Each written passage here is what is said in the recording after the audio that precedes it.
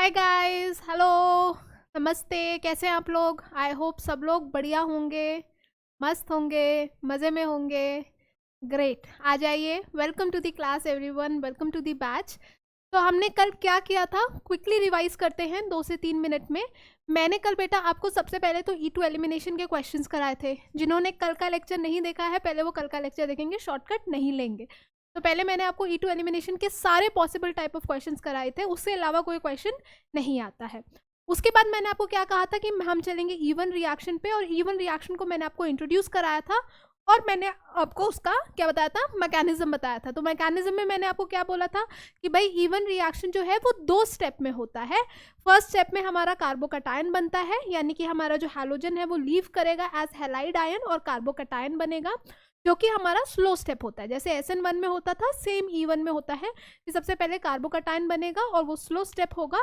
Carbocation बनने के बाद क्या होगा कि मेरा बेस आएगा, और बेस जो है वो बीटा हाइड्रोजन को उठाएगा और हमारे पास क्या आ जाएगा, एल्कीन आ जाएगा। और ये जो सेकंड स्टेप है ये बेटा फास्ट स्टेप होता है ना। किसी बच्चे को कन्फ्यूजन था कि मैम सेकंड स्टेप भी क्या रेट डिटरमाइनिंग स्टेप हो सकता है या स्लो स्टेप हो सकता है, तो आंसर है नहीं। रेट डिटरमाइनिंग स्टेप बेटा हमेशा वही होता है जो स्लो होता है। तो सिर्फ पहला स्टेप हमारा रेट डिटरमाइनिंग स्टेप होता है, ठीक है।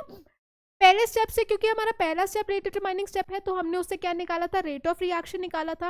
और हमने देखा था कि जो हमारा रेट ऑफ रिएक्शन है वो बेसिकली किसके डायरेक्टली प्रोपोर्शनल था, बिकॉज फर्स्ट स्टेप में हमारा सिर्फ और सिर्फ क्या था, एल्काइल हैलाइड था। तो rate of reaction was directly proportional to only one thing, that was our alkyl halide, ठीक है। उसका बेस से कोई लेना देना नहीं था, ठीक है। तो बेस से क्योंकि कोई लेना देना नहीं था, इसलिए हम इवन रिएक्शन में क्या यूज कर सकते हैं, और इनफैक्ट क्या यूज करते हैं, तो हम वीक बेस यूज करते हैं, यानी कि न्यूट्रल मॉलिक्यूल्स यूज करते हैं। जैसे हमने वाटर यूज कर लिया, जैसे हमने अमोनिया यूज कर लिया, जैसे इथेनॉल यूज कर लिया, तो ये क्या होते हैं, हमारे न्यूट्रल मॉलिक्यूल्स होते हैं जिनको हम एज अ बेस यूज कर लेते हैं। वहीं E2 में हम कौन यूज करते थे, हम इथॉक्साइड यूज करते थे, हम हाइड्रोक्साइड आयन यूज करते थे, क्योंकि वहां पे हमें स्ट्रॉन्ग बेसिस की जरूरत होती थी, because rate of reaction was directly proportional to the concentration of base. लेकिन यहाँ पे बेस से कोई लेना देना नहीं है, तो हम क्या यूज करते हैं, फिर वीक बेस यूज करते हैं। दूसरी चीज मैंने आपको कही थी कि जैसे हम वहां पे E1 में क्या यूज करते थे, पोलर प्रोटिक सॉल्वेंट हम E1 में यूज कर SN1 में यूज करते थे, वैसे ही हम यहाँ पे भी क्या यूज करेंगे, पोलर प्रोटिक सॉल्वेंट यूज करेंगे। मुझे ध्यान है शायद मैंने ये बात नहीं बताई थी ना, ठीक है, मैं आज लिखवा दूंगी। वर्बली मैं अभी बता रही हूँ कि जैसे हम, अच्छा सॉरी, E2 की बात कर रहे हैं ना, मैं कहाँ E1 पे पहुंच गई। E2 के बारे में तो मैंने आपको बताया था कि जैसे वहां पे हम SN2 में पोलर ए प्रोटिक सॉल्वेंट SN2 में यूज करते थे, E2 में हम यहाँ पे क्या यूज करेंगे, पोलर ए प्रोटिक सॉल्वेंट। सेम रीजन, कोई अलग रीजन नहीं है बेटा, एग्जैक्ट सेम रीजन है कि हम E2 में पोलर ए प्रोटिक सॉल्वेंट यूज करेंगे, ठीक है। और उसके बाद मैंने आपको क्या बताया था, बस आई थिंक यही मैंने जो है आपको ये सारी चीजें बताई थी। अब हम आ जाते हैं हमारे इवन रिएक्शन का जो पेंडिंग पार्ट है। अच्छा, मैंने इसमें आपको एक चीज और बताई थी कि इवन रिएक्शन में जो है हमारा जो रेट ऑफ रिएक्शन होता है, that goes according to the stability of carbocation. तो 3 डिग्री, 2 डिग्री, 1 डिग्री, यानी कि 3 डिग्री कार्बोकटायन सबसे ज्यादा स्टेबल होता है, तो सबसे ज्यादा इवन रिएक्शन का रेट 3 डिग्री में होगा, फिर 2 डिग्री में होगा, फिर 1 डिग्री में होगा, और इससे भी ज्यादा रेट किस में होगा, बेंजाइल और अलाइल में होगा, क्योंकि उसमें कार्बोकटायन स्टेबिलिटी क्या होती है, और ज्यादा होती है, यानी कि मैक्सिमम होती है। तो जितनी ज्यादा कार्बोकटायन स्टेबिलिटी उतना ज्यादा हमारा E1 का रेट होगा। इस चीज पे मैंने इस टॉपिक को एंड कर दिया था, है ना। अब हम इससे आगे लेकर चलेंगे, यानी कि E1 में हम और चीजें देखेंगे, क्योंकि E1 में कार्बोकटायन बन रहा है तो ऑब्वियसली कार्बोकटायन का रीअरेंजमेंट भी पॉसिबल होगा, वो वाली चीज मैं आपको बताऊंगी। मैं E1 की स्टीरियो केमिस्ट्री आपको बताऊंगी, और मैंने आपको बेस के बारे में तो ऑलरेडी बता दिया है कि E1 में हम जनरली वीक बेस यूज करते हैं, यानी कि न्यूट्रल मॉलिक्यूल्स यूज करते हैं, ठीक है। तो आज हम क्या बात करने वाले हैं, सबसे पहले तो हम E1 मैकेनिज्म को कंप्लीट करेंगे।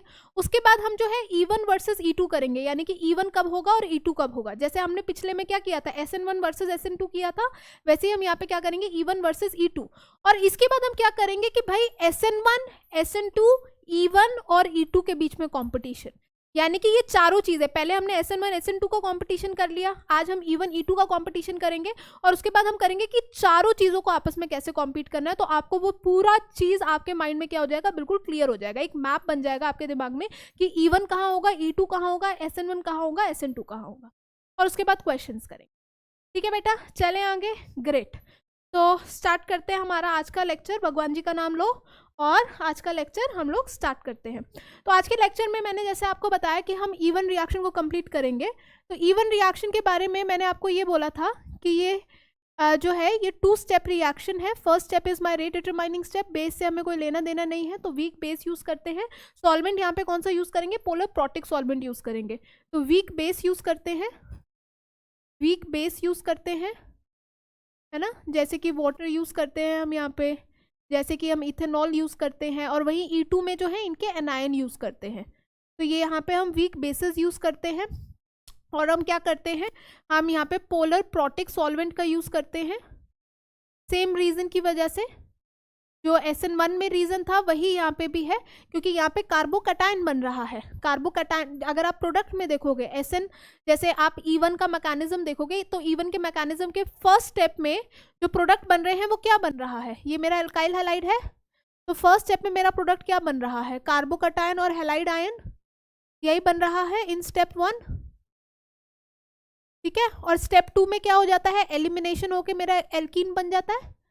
जब बेस आता है ये एलिमिनेट करता है और मेरा एल्कीन बन जाता है इन प्रेजेंस ऑफ बेस। यही होता है ना मैकेनिज्म, चेक करिए कल हमने किया है। तो जो फर्स्ट स्टेप है, जो मेरा रेट डिटरमाइनिंग स्टेप है, उसके प्रोडक्ट कौन बन रहे हैं, चार्ज्ड स्पीशीज बन रहे हैं, कार्बोकटायन और कार्बोनायन, सॉरी कार्बोकटायन और हैलाइड आयन। और ये दोनों किससे स्टेबलाइज होंगे, पोलर प्रोटिक सॉल्वेंट से स्टेबलाइज होंगे। SN1 में मैंने आपको बताया था कि पोलर प्रोटिक सॉल्वेंट में इतनी क्षमता होती है कि वो क्या कर सकता है, वो कैटायन को भी स्टेबलाइज कर सकता है और एनायन को भी स्टेबलाइज कर सकता है, दोनों चीजों को स्टेबलाइज कर सकता है, both carbocation and carbanion, both carbocation and halide ion. उसके अंदर इतनी क्षमता है कि वो दोनों को क्या करता है, स्टेबलाइज करता है। SN1 में जो चीज बताई थी ना एग्जैक्ट वही है, तो आप डरिए मत, जो वहां बताया था वही है। तो जल्दी से अगर आप पेज पलटेंगे तो आपको सब ध्यान में आ जाएगा। तो यहाँ पे हम पोलर प्रोटिक सॉल्वेंट यूज करते हैं, जहां हम E2 में पोलर ए प्रोटिक सॉल्वेंट यूज करते थे, यहाँ पे हम क्या यूज करते हैं, पोलर प्रोटिक सॉल्वेंट यूज करते हैं। और मैंने आपको क्या बताया था कि हमारा जो रेट ऑफ रिएक्शन होता है यहाँ पे, वो हमारा क्या होता है, वो हमारा होता है 3 डिग्री 2 डिग्री 1 डिग्री। जितना ज़्यादा स्टेबल कार्बोकटायन उतना ज़्यादा हमारा रेट ऑफ रिएक्शन होता है। ये तीनों चीज़ें मैंने आपको बता दी थी। ये तो पहले ही पता है आपको कि 2 स्टेप मैकेनिज्म है, और क्योंकि 2 स्टेप मैकेनिज्म है तो मैंने आपको इसका ऑर्डर ऑफ मॉलिक्यूलैरिटी भी बता दिया था। First step rate determining step होता है, तो मैंने आपको ये बताया था कि फर्स्ट स्टेप में क्योंकि एक ही रिएक्टेंट इन्वॉल्व है तो इसमें ऑर्डर ऑफ मॉलिक्यूलैरिटी जो है वो किसके बराबर है, वो 1 के बराबर है, इसलिए हम इसको यूनिमोलिक्यूलर कहते हैं, है ना। E1 is unimolecular. ये सारी बातें हमारी कल की हैं। आई मैं इसको हटा दे रही हूँ क्योंकि ये सब तो हमें ऑलरेडी आता है। मुझे आपको यहाँ पे क्या बताना था कि क्योंकि हमारे मैकेनिज्म में कार्बोकटायन फॉर्मेशन हो रही है तो इसीलिए हमें ये देखना बहुत ज़रूरी है कि कहीं वो कार्बोकटायन और ज़्यादा स्टेबलाइज तो नहीं हो रहा, यानी कि रीअरेंजमेंट वाली बात, जैसे हम SN1 में देखते थे वही चीज़ हमें यहाँ पे देखनी ज़रूरी है। क्योंकि कभी भी, मैंने आपको उस टाइम में बताया था कि कभी भी अगर किसी भी मैकेनिज्म में कार्बोकटायन बनेगा तो आपको ये देखना है कि क्या वो और ज़्यादा स्टेबलाइज हो सकता है। अगर आप अपने आप से पूछते हैं कि और ज़्यादा स्टेबलाइज हो सकता है और आप कहते हैं हाँ, तो आपको उसको ज़्यादा स्टेबलाइज करके आपको उसको मोस्ट स्टेबलाइज फॉर्म में लाके ही आगे बढ़ना है, ठीक है। तो यहाँ पे आप ये लिखेंगे कि सिंस इन E1 मैकेनिज्म, या फिर लिखिए since carbocation formation takes place in E1, since carbocation formation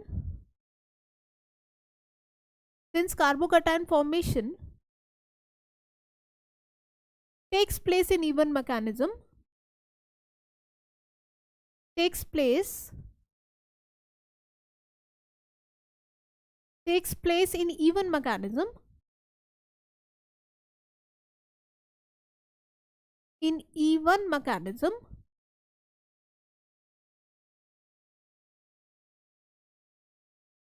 हमें ये ज़रूर देखना है कि हमारे पास कोई कार्बोकटायन की स्टेबिलिटी ना आ रही हो, यानी कि कार्बोकटायन रीअरेंजमेंट ना आ रहा हो। We always have to look for, इसको डिफरेंट कलर से इसलिए लिख रही हूँ कि आपको इसको ध्यान रहे इस चीज़ को, क्योंकि हमेशा वो ना 90% ऑफ द क्वेश्चन में आपको देगा कि रीअरेंजमेंट की पॉसिबिलिटी होगी। आपको कभी स्ट्रेट फॉरवर्ड क्वेश्चन थोड़ी देगा।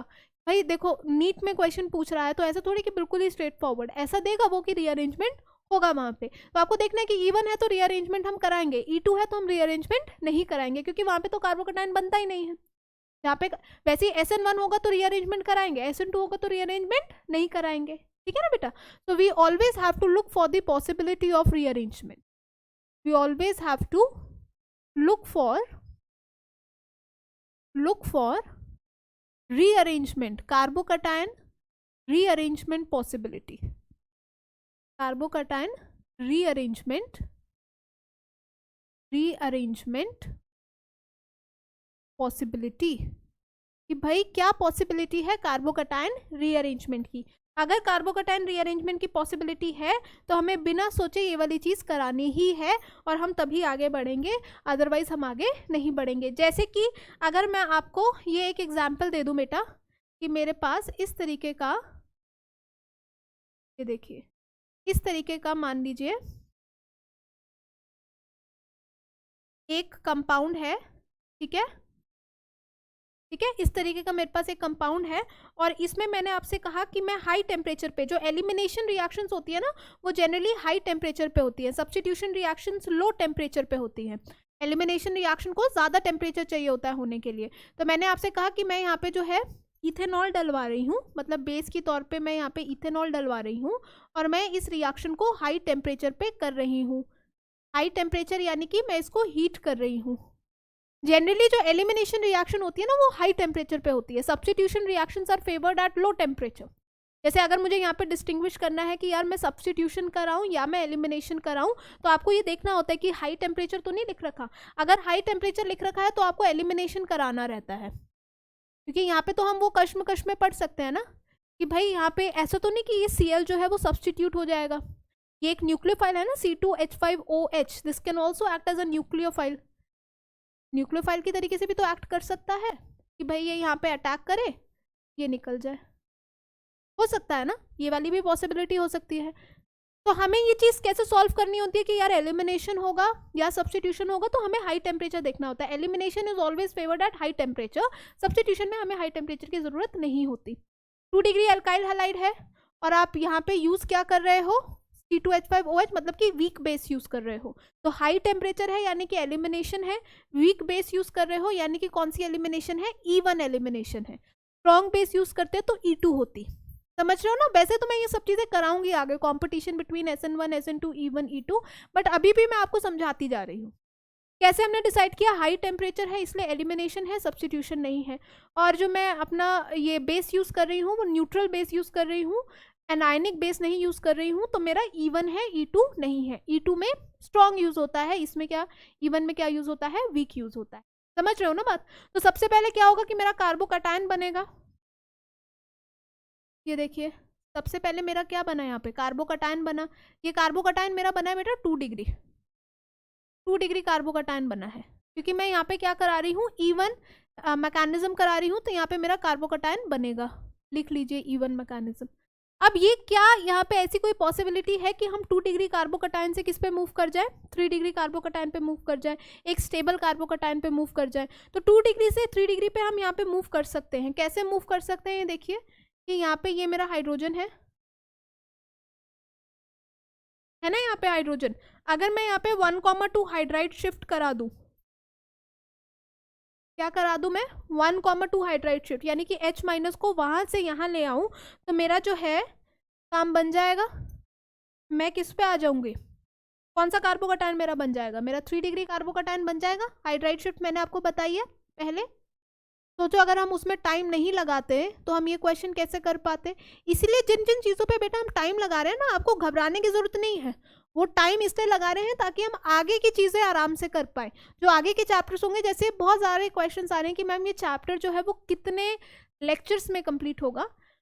तो देखिए ये जो पहला चैप्टर होता है ना हमारा, जो हमारा हेलो एल्केन हेलो एरीन होता है, इसमें हमें बहुत ज़्यादा रिएक्शन मैकेनिज्म करने पड़ते हैं।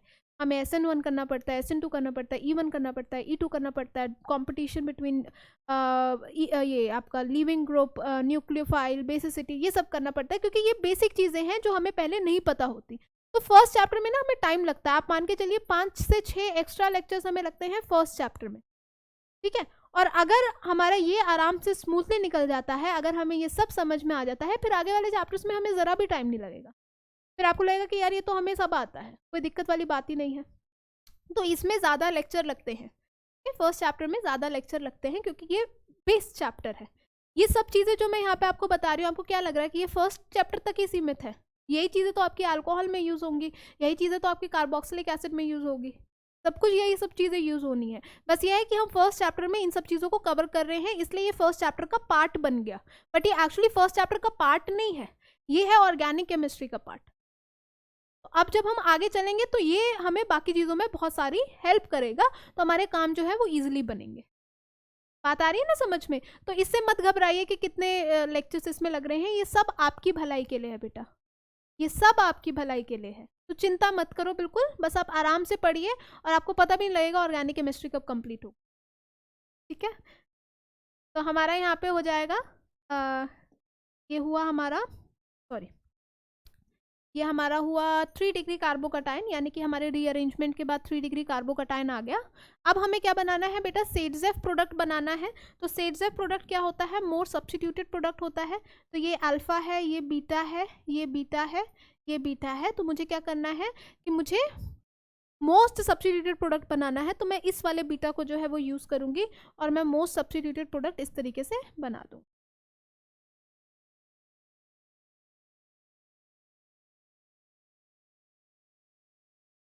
ये देखिए, this would be my most substituted product और I can say this would be my major product. ये मेरा मेजर प्रोडक्ट जो है वो बनता है। ठीक है, most substituted is my major product. बात सबको समझ में आ रही है? किसी को कोई दिक्कत किसी भी चीज़ में, एनी प्रॉब्लम? इतना क्लियर है? ठीक है, एक और क्वेश्चन इसके हिसाब से कर लेते हैं, इससे रिलेटेड कर लेते हैं नेक्स्ट पेज पे। जैसे कि मान लीजिए मैंने रिंग का एक क्वेश्चन मैं आपको दे देती हूँ। जैसे कि मैंने आपसे कहा कि मेरे पास इस तरीके का एक एल्काइल हैलाइड है, ठीक है, और यहाँ पे भी मैंने क्या यूज़ किया? मैंने वाटर यूज़ किया at high temperature. Alkyl halide में वाटर यूज़ किया एट हाई टेम्परेचर। तो हाई टेम्परेचर पे क्योंकि हम वाटर यूज़ कर रहे हैं, तो अगेन मेरी एलिमिनेशन रिएक्शन होनी है। तो सबसे पहले मेरी कार्बोकटायन फॉर्मेशन हो जाएगी। This is my carbocation formation. ये देखिए, ये मेरी कार्बोकटायन फॉर्मेशन हुई, ये मेरा 2 डिग्री कार्बोकटायन बना। और जब मेरा ये 2 डिग्री कार्बोकटायन बन गया, मुझे तो इसको और ज़्यादा स्टेबल करना है, क्योंकि मैं किससे करा रही हूँ? मैं अपना मैकेनिज्म करा रही हूँ वाया E1 मैकेनिज्म। तो मुझे इसको और ज़्यादा स्टेबल करना है, तो मैं इसको और ज़्यादा कैसे स्टेबल करूँगी? मैं यहाँ से हाइड्राइड को शिफ्ट करा दूंगी, सिंपल सी बात है। मैं यहाँ से हाइड्राइड को शिफ्ट करा दूंगी, ये देखिए, और हाइड्राइड को शिफ्ट कराया, ये बन गया और ये बन गया, तो बस मेरा काम बन गया। मुझे क्या करना है? सेडजेफ रूल के हिसाब से मोस्ट सब्स्टिट्यूटेड प्रोडक्ट बनाना है। ये अल्फा है, ये बीटा है, ये बीटा है, ये बीटा है। मुझे मोस्ट सब्स्टिट्यूटेड प्रोडक्ट बनाना है, तो मैं कैसे बनाऊंगी?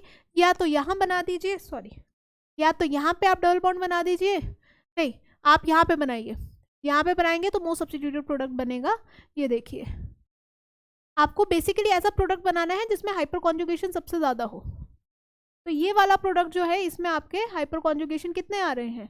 यहाँ पे आ रहे हैं 1 2 3 4 5 6 7। और अगर आप ऐसा प्रोडक्ट बनाते हो तो आपके हाइपर कॉन्जुगेशन कितने आएंगे? तो आपके हाइपर कॉन्जुगेशन आएंगे, क्योंकि यहाँ से मैंने निकाला है, तो हाइपर कॉन्जुगेशन कितने आएंगे? 1 2 3 4 5 6। तो ये देखिए 1 2 3 4 5 6 हाइपर कॉन्जुगेशन आ रहे हैं। और यहाँ पे कितने हाइपर कॉन्जुगेशन आ रहे हैं? 1 2 3 4 5 6 7 हाइपर कॉन्जुगेशन आ रहे हैं। तो आपका जो मेजर प्रोडक्ट बनेगा वो कौन सा बनेगा? पहले वाला। और दूसरा वाला क्या हो जाएगा बेटा? आपका माइनर प्रोडक्ट। तो इस तरीके से हाइपर कॉन्जुगेशन करके ना आप आराम से अपना मेजर या माइनर प्रोडक्ट बना सकते हैं, कोई दिक्कत वाली बात नहीं है। ऊपर वाला बीटा भी लेंगे तब भी आपके क्या आएंगे? 6 हाइपर कॉन्जुगेशन स्ट्रक्चर आएंगे। कितने आएंगे? 1 2 3 4 5 6, 6 ही आएंगे। ठीक है, तो इस तरीके से एक और एग्जाम्पल मेरे दिमाग में आ रहा है, मैंने अभी रिसेंटली किसी प्रीवियस ईयर क्वेश्चन पेपर में वो देखा था। वो इस तरीके से था कि यहाँ पे हमारा फिनाइल ग्रुप है, यहाँ पे हमारे पास मिथाइल ग्रुप है CH3, यहाँ पे हमारे पास मिथाइल ग्रुप है CH3, यहाँ पे हमारे पास है CH3 और यहाँ पे है Cl। ठीक है, उन्होंने यहाँ पे वही कर रखा था, उन्होंने जो है अमोनिया यूज़ किया था एट हाई टेम्परेचर। और एलिमिनेशन का पूछ रखा था कि आपका मोस्ट स्टेबल प्रोडक्ट यहाँ पे क्या बनेगा। तो 1 मिनट के लिए वीडियो ज़रा पॉज करिए और खुद बना के देखिए, मैं डिस्कस कर रही हूँ आगे, बट आप लोग जो है वीडियो पॉज करके खुद बनाइए, फिर चेक करिएगा कि आप सही बना रहे हैं कि नहीं। ठीक है, तो क्या बनेगा इसमें, देखिए आपका यहाँ पे बेंजीन रिंग आ गया, फिनाइल का मतलब बेंजीन रिंग है। यहाँ पे हमारे पास आ गया CH3, यहाँ पे आ गया CH3, ठीक है। यहाँ पे हमारे पास है फिर से CH3, मतलब हमारे पास मिथाइल ग्रुप है। यहाँ पे हमारे पास है H। अब लीविंग ग्रुप जब लीव किया है तो हमारे पास यहाँ पे क्या आ गया, कार्बोकटायन आ गया। ये मेरा रेट डिटरमाइनिंग स्टेप है, यानी कि ये हमारा स्लोवेस्ट स्टेप है, ठीक है। अब हम क्या करेंगे, क्योंकि हमारा कार्बोकटायन ये जो बना है ये 2 डिग्री कार्बोकटायन बना है, इसमें अभी और स्टेबल होने की क्षमता है। कैसे ये और स्टेबल हो सकता है, अगर मैं यहाँ पे 1,2 मिथाइल शिफ्ट करवा दूँ। ये मिथाइल ग्रुप है, ये फर्स्ट है, ये सेकेंड है, तो यहाँ पे 1,2 मिथाइल शिफ्ट मैं आपको अगर करवा दूं तो हम किससे पहुंच जाएंगे, 2 डिग्री कार्बोकटायन से किस पे पहुंच जाएंगे, 1 डिग्री कार्बोकटायन। तो 2 डिग्री कार्बोकटायन से 1 डिग्री कार्बोकटायन पे पहुंचेंगे तो हमारा ये बन जाएगा, ये देखिए ये हमारा बन जाएगा पॉजिटिव, ये हमारा बन जाएगा CH3, ये देखिए ये हमारा हो जाएगा CH3,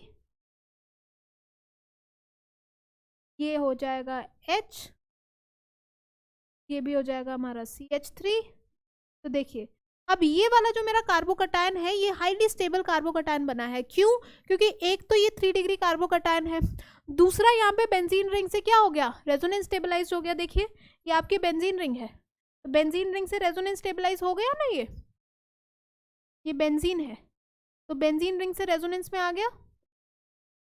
और बेंजीन रिंग से रेजोनेंस में आने का मतलब क्या है कि दिस इज हाईली स्टेबलाइज्ड, तो this is 3 degree carbocation plus यहाँ पे आप लिख दीजिए कि इसमें रेजोनेंस भी है, रेजोनेंस स्टेबलाइज्ड, यहाँ पे रेजोनेंस स्टेबिलिटी भी है।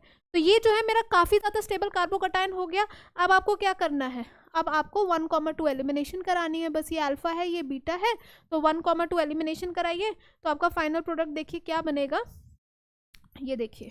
तो आपका फाइनल प्रोडक्ट यहाँ पे बन गया, ये आपका हो गया फिनाइल, ठीक है। ये आपका हो गया फिनाइल, के बाद आपका होगा कार्बन CH3, कार्बन CH3, और फिर यहाँ पे आया हमारा डबल बॉन्ड, यहाँ पे आया CH3 और यहाँ पे आया C। ये देखिए ये आपका यहाँ पे प्रोडक्ट बनेगा, ये आपका क्या बनेगा बेटा, यहाँ पे प्रोडक्ट बनेगा। तो इस तरीके के जो क्वेश्चंस है ना ये काफ़ी ज़्यादा पूछे जाते हैं, these type of questions are very important और ये काफ़ी ज़्यादा पूछे जाते हैं। तो मैंने आपको इस तरीके के 3 क्वेश्चंस करा दिए, एक मैंने यहाँ कराया है, ये मेरा क्वेश्चन 1 हो गया, ठीक है, एक मैंने ये करा दी और एक मैंने ये करा दी। इसमें हमें कोई दिक्कत आई थिंक नहीं होगी, बट होगी तो फिर भी आप मुझे बता सकते हो। तो आपको जो है आई थिंक शिफ्टिंग अच्छे से समझ में आ गई कि कार्बोकटायन को रीअरेंज कैसे करना है, वो आई थिंक अब आप लोगों को अच्छे से समझ में आ गया है, ठीक है बेटा। तो ये तो हो गई इस चीज़ की बात। अब इसके आगे मुझे डिस्कस करना था कि E1 की जो स्टीरियो केमिस्ट्री है वो कैसी रहती है, how to discuss the stereo chemistry of E1। तो stereo chemistry of E1 reaction, E2 में मैंने आपको क्या बोला था कि हमारी हमेशा जो एलिमिनेशन होती है वो क्या होती है, एंटी एलिमिनेशन। यानी कि अगर मेरा जो हैलाइड आयन है वो वेज पे है तो मेरा हाइड्रोजन किस पे होना चाहिए, डैश पे होना चाहिए। अगर मेरा हैलाइड आयन जो है वो डैश पे है तो हाइड्रोजन किस पे होना चाहिए, वेज पे होना चाहिए। यानी कि E2 में हमेशा क्या होती थी, एंटी एलिमिनेशन होती थी। अब इसकी बात करते हैं कि इसमें क्या होता है। तो stereo chemistry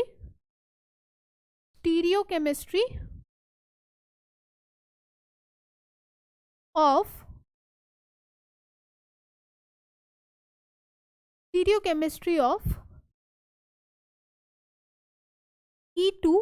E1 mechanism. E1 जो मैकेनिज्म होता है या फिर E1 जो रिएक्शंस होते हैं उसकी स्टीरियो केमिस्ट्री क्या होती है। मैकेनिज्म मत लिखिए, यहाँ पे लिखिए E1 रिएक्शंस। यहाँ पे इसकी स्टीरियोकेमिस्ट्री क्या होती है, ठीक। ओ ये क्या हो गया, इवन रिएक्शंस, इसकी स्टीरियोकेमिस्ट्री हमारी क्या होती है ना। तो देखिए इवन में हो क्या रहा है, हमारा कार्बोकटायन बन रहा है, और क्योंकि हमारा कार्बोकटायन बन रहा है इवन में, तो कार्बोकटायन तो होता है प्लेनर। जैसे कि मैंने कहा कि मेरे पास है CH3 CH2 CH2 CH2 Br, ये मेरा एल्काइल हैलाइड है। और मैंने क्या किया कि मैंने यहाँ से हैलाइड आयन निकाला है फर्स्ट स्टेप में, और क्योंकि मैंने यहाँ पे हैलाइड आयन निकाला है, यहाँ पे मैंने क्या बनाया है, कार्बोकटायन बनाया है, CH3 CH2 CH2 पॉजिटिव, ये मैंने क्या बना दिया, यहाँ पे कार्बोकटायन बना दिया, यही बना है बेटा। यहाँ पे एक मिथाइल और लगा लीजिए, ये E1 करा रहे हैं, यहाँ पे 2 डिग्री होना चाहिए, तो यहाँ पे एक मिथाइल आप और लगाइए, और यहाँ पे भी आप एक मिथाइल और लगा लीजिए।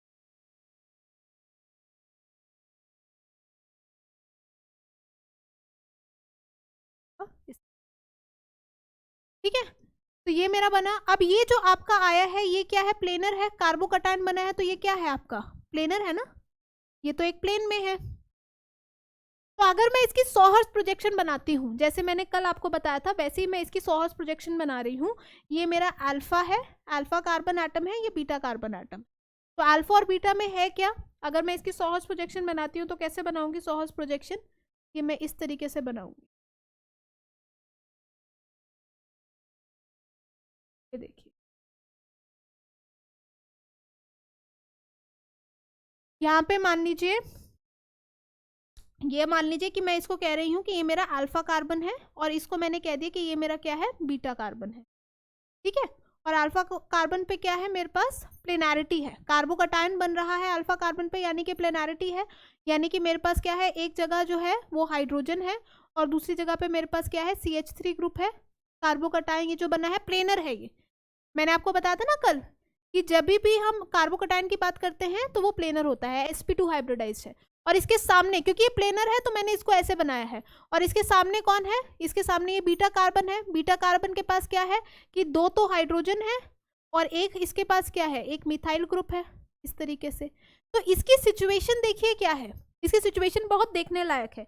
इसकी सिचुएशन ये है कि यहाँ पे मान लीजिए ये हाइड्रोजन तो आपके पास है, ये वाला हाइड्रोजन आपके पास है, ये जो दूसरा वाला हाइड्रोजन यहाँ पे है ये आपसे दूर है, ये आपसे दूर है, ये CH3 इन प्लेन है, तो ये तो अपना पूरा 3 डायमेंशनल ज्योमेट्री लिए बैठा है, because this is sp3 hybridised, ये तो sp3 हाइब्रिडाइज्ड है ना, तो ये अपना पूरा 3 डायमेंशनल ज्योमेट्री लिए बैठा है। लेकिन ये यहाँ पे क्या है, ये प्लेनर है, ये क्या है, प्लेनर है, ये इस तरीके से प्लेन में प्रेजेंट है। प्लेनर का मतलब क्या है कि एक मान लीजिए ये आपसे दूर है, ये आपके पास है, और ये एक प्लेन में इस तरीके से प्रेजेंट है, ये ऐसे प्रेजेंट है। मतलब एक तो हमारा ये यहाँ पे 3 डायमेंशनल ज्योमेट्री लिए बैठा है, और एक ऐसा है, ये क्या बन गया, मोर बन गया, क्या बन गया, समझ रहे हो ना बात की। एक ये वाली जो चीज़ है ये 3 डायमेंशनल ज्योमेट्री मेरी लिए बैठी है, और इसके साथ ये एक चीज़ क्या है, प्लेन में है। पता नहीं मेरी बात कितने लोग समझे हैं, बट मैं दोबारा से एक बार एक्सप्लेन करने की कोशिश करती हूँ कि this is something that is 3 dimension, ये 3 डायमेंशन में प्रेजेंट है बिकॉज दिस इज sp3। तो इसके ये प्लेन में हो गया एक बॉन्ड, ये प्लेन में हो गया, ये आउट ऑफ द प्लेन हो गया, ये इन द प्लेन हो गया। यहाँ पे ये वाली चीज क्या है, पूरी प्लेनर है, ये ऐसे प्रेजेंट है, ये पूरी प्लेन में प्रेजेंट है। तो अब यहाँ से जब मेरे को यहाँ से एक हाइड्रोजन दूसरी जगह पे डालना है, क्योंकि बेस क्या करेगा, बीटा कार्बन से ही तो हाइड्रोजन लेगा ना, बीटा कार्बन से एक हाइड्रोजन लेगा और दूसरी जगह डालेगा। तो जब ये बीटा कार्बन से एक हाइड्रोजन लेगा और दूसरी जगह डालेगा, तो इस तरीके से हम कहते हैं कि हमारी सिन जो है एलिमिनेशन भी हो सकती है, यानी कि सेम साइड से भी, क्योंकि ये तो एक प्लेन में ही हो गया ना, तो ये जो है हाइड्रोजन सेम साइड से भी जा सकता है और ऑपोजिट साइड से भी जा सकता है। जैसे अगर मैं कहती हूँ कि मेरा हाइड्रोजन ये सेम साइड से गया, इसको मैं यहाँ पे दोबारा बनाती हूँ, आपको मैंने ज्योमेट्री तो समझा दी है, मैं इसको यहाँ पे दोबारा से बनाती हूँ। देखिए ये ऐसा भी पॉसिबल है कि सेम साइड से हम हाइड्रोजन को भेज दें, और ऐसा भी पॉसिबल है कि हम ऑपोजिट साइड से भेजें। जैसे E2 में तो हमेशा ऑपोजिट साइड से जाते थे, है ना, यहाँ पे किसी भी साइड से जा सकते हैं, बिकॉज एक चीज क्या हो गई आपकी, प्लेनर हो गई। ये हाइड्रोजन है, ये हाइड्रोजन है, ये CH3 है, नहीं हाँ ठीक है, ये हाइड्रोजन है, ये हाइड्रोजन है, ये CH3 है। तो ऐसा हो सकता है कि ये यहाँ से चला जाए और मेरा एल्कीन कौन सा बन जाए, देखिए हम इसको इस तरीके से शिफ्ट करेंगे, ये वाला एल्कीन बन सकता है। यहाँ पे देखिए H, ये हो गया CH3। मैंने आपको बताया था ना किस तरीके से शिफ्टिंग होती है, इस तरीके से शिफ्टिंग होती है। और ये मेरा H और ये CH3। ये भी तरीका हो सकता है। दूसरा तरीका कैसा हो सकता है, ये तरीका हो जाए, ये देखिए यहाँ पे मैंने कहा ये CH3 है और ये दोनों हाइड्रोजन आ गए यहाँ पे, या इसको ऐसे लिख लो, इसको ऐसे लिख लो,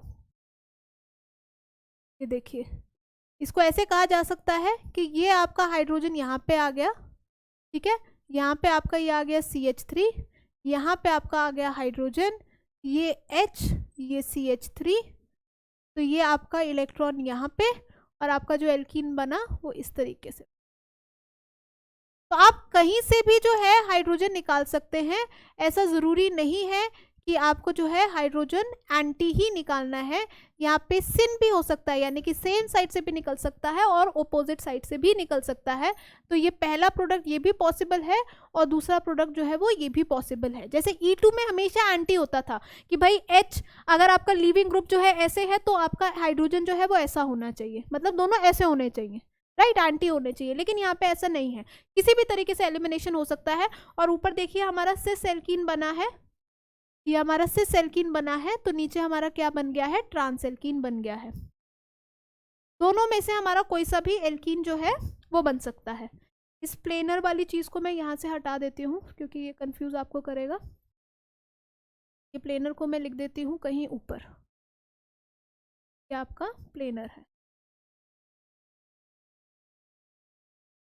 प्लेनर है, ठीक है, बात समझ में आ रही है। तो आपका सिस भी बन सकता है बेटा, ट्रांस भी बन सकता है। आप इसमें भी एक चीज आ सकती है कि मैम सिस मेजर बनेगा कि ट्रांस मेजर बनेगा। तो हमेशा जो है मेजर वो बनता है जहाँ पे बल्कि ग्रुप ना एक दूसरे से दूर हो। कई बार इसमें भी पूछ लेता है कि सिस मेजर के ट्रांस मेजर। तो बल्कि ग्रुप को आपको ध्यान रखना है कि स्टेरिक हिंड्रेंस कम हो, तो बल्कि ग्रुप जो है वो एक दूसरे से दूर रहे। तो कभी भी ऐसी सिचुएशन आ जाए कि जिसमें दो बल्कि ग्रुप एक दूसरे के पास है और दूसरों में बल्कि ग्रुप जो है वो एक दूसरे के दूर है, तो हमेशा ट्राई करिए कि वो वाला आप मेजर बनाए जिसमें बल्कि ग्रुप क्या हो, एक दूसरे से दूर में हो, ठीक है। तो यहाँ पे हमारा जो मेजर बनेगा वो ये बनेगा, ये मेजर बनेगा because bulky groups are far away from each other, higher more distance between bulky group, more distance between bulky group, bulky groups, और वहां पे जो है आपका लेस डिस्टेंस है बिटवीन बल्कि ग्रुप्स, तो ये आपका क्या बनेगा फिर, माइनर। बात समझ में आ गई है। तो इसमें भी कई बार वो मेजर माइनर पूछ लेता है। तो मेजर वो बनेगा जिसमें बल्कि ग्रुप में ज्यादा डिस्टेंस है, और माइनर वो बनेगा जिसमें बल्कि ग्रुप में क्या डिस्टेंस है, कम डिस्टेंस है, क्योंकि कम डिस्टेंस वाले क्या करेंगे, फिर एक दूसरे को रिपेल करेंगे। बात आती है सबको समझ में ना, हमें कोई दिक्कत नहीं है। अब ये देखो मैं इसको सुंदर बनाने में लगी हुई हूँ, इसी तरीके से थोड़ा प्रेजेंटेबल लग जाए, मैं अपनी आदत से मजबूर हूँ, है ना। ठीक है बेटा, हमें इतनी बात सबको हमें समझ में आ गई है, कोई हमें दिक्कत इसमें नहीं है। छोटी सी बात हमें समझनी है बस कि E2 में एंटी होता है और इसमें सिन एंटी कहीं से भी हो सकता है। जैसे मैंने आपको E2 में बताया था ना कि भाई अगर एक आपका जो हैलोजन है अगर वो वेज पे है, मैंने आपको E2 में क्या बताया था, मैंने आपको E2 में ये बताया था कि भाई अगर मेरा हैलोजन जो है वो वेज पे है, अगर मेरा यहाँ पे ये जो मेरा हैलोजन है, यहाँ पे आप X लगा लीजिए, ये वेज पे है, तो अगर मेरे को यहाँ से हाइड्रोजन कहीं निकालना है, मान लीजिए यहाँ पे आयोडीन वेज पे मेरा प्रेजेंट है और यहाँ पे मेरा हाइड्रोजन जो है वो डैश पे प्रेजेंट है, और मान लीजिए यहाँ पे मेरा हाइड्रोजन जो है वो वेज पे प्रेजेंट है और ये मेरा क्लोरीन डैश पे प्रेजेंट है।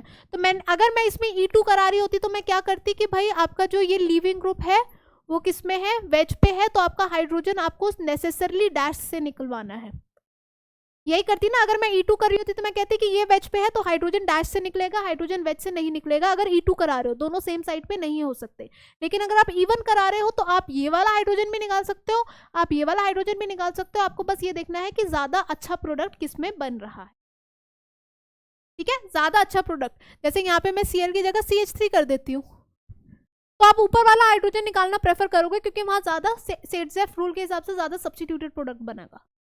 नीचे जो है वो सेट्जेफ रूल के हिसाब से ज्यादा सब्स्टिट्यूटेड प्रोडक्ट नहीं बनेगा। ऑल दो ये देखो दोनों वेज पे है, लेकिन E1 करा रहे हो तो कुछ भी हो सकता है, E2 करा रहे हो तो नेसेसरली चाहे ऊपर अच्छा प्रोडक्ट बन रहा हो, बट आपको एंटी एलिमिनेशन ही करानी है। ये वेज है तो इसको आपको डैश से ही निकालना है, ये डिफरेंस है बस, और कुछ नहीं है।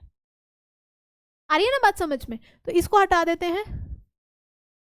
ठीक है, तो हमें इतना बात जो है हमें समझ में आ जाता है, मेरे हिसाब से तो आ जाता है, बट अगर आपके हिसाब से नहीं आया तो मैं बता दूंगी। ठीक है, तो ये हो गई बेटा हमारी स्टीरियोकेमिस्ट्री ऑफ E1 रिएक्शन। चलिए, अच्छा इसमें ना एक चीज वो हमारा साइक्लोहेक्सेन का और कर लेते हैं। याद है साइक्लोहेक्सेन का जो मैंने बताया था, E2 में बताया था, तो E1 में भी बता देती हूँ साइक्लोहेक्सेन वाला। इससे ना साइक्लोहेक्सेन से काफी क्वेश्चंस पूछे जाते हैं, इसलिए इसका दोबारा से एक बार बता देती हूँ कि मान लीजिए मैंने कहा कि भाई आप मेरे पास यहाँ पे मिथाइल ग्रुप है CH3 है। ठीक है, यहाँ पे मैं कहती हूँ कि मेरे पास मिथाइल ग्रुप है CH3 है। ठीक है, यहाँ पे मैं कहती हूँ कि मेरे पास Br है, और मैं इसमें E1 एलिमिनेशन करा रही हूँ। तो E1 एलिमिनेशन का मतलब है कि मैं यहाँ पे जो है बेस डाल रही हूँ एक वीक वाला, तो मैंने यहाँ पे इथेनॉल डाला।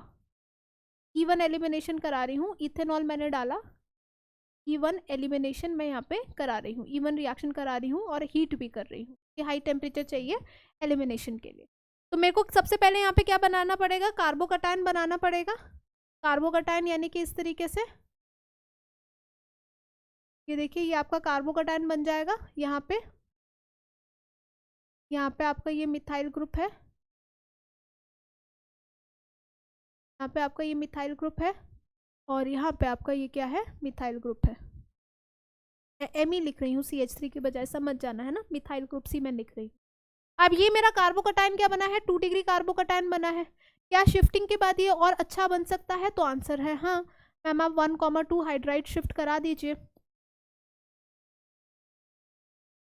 क्या आप 1,2 हाइड्राइड शिफ्ट करा दीजिए। यहाँ पे हाइड्रोजन जो है वो इक्विटोरियल पोजीशन पे होगा, यहाँ पे हाइड्रोजन एक्सियल पोजीशन पे होगा। यहाँ पे हाइड्रोजन कहाँ होगा, इक्विटोरियल। इक्विटोरियल एक्सियल समझते हो ना, क्लास 11th में किया है सबने, समझते हो ना बेटा इक्विटोरियल। वैसे मैंने बताया भी था आपको लास्ट क्लास में। ये तीनों हाइड्रोजन है, ये दोनों इक्विटोरियल पोजीशन पे हैं, और ये किस पोजीशन पे है, एक्सियल पोजीशन पे है। ये किस पे है, इक्विटोरियल पे है, ये एक्सियल पे है, ये एक्सियल पे है। समझते हो ना इतना, लास्ट क्लास में मैंने बताया भी था, नहीं तो लास्ट क्लास एक बार ही देख लेना बेटा। तो 2 डिग्री कार्बोकटायन है। अब 2 डिग्री कार्बोकटायन ज़्यादा स्टेबल हो जाएगा, 3 डिग्री कार्बोकटायन बन जाएगा। 1,2 हाइड्राइड शिफ्ट करा दीजिए यहाँ पे। तो 1,2 हाइड्राइड शिफ्ट के बाद ये क्या बन जाएगा, 3 डिग्री कार्बोकटायन बन गया। ये देखिए ये बन गया आपका 3 डिग्री कार्बोकटायन। यहाँ पे आपका मिथाइल ग्रुप आ गया है, सॉरी यहाँ पे आपका हाइड्राइड ग्रुप आ गया है। 1,2 हाइड्राइड शिफ्ट हमने कराई है, और ये आपका क्या बन गया बेटा, 2 डिग्री कार्बोकटायन बन गया है।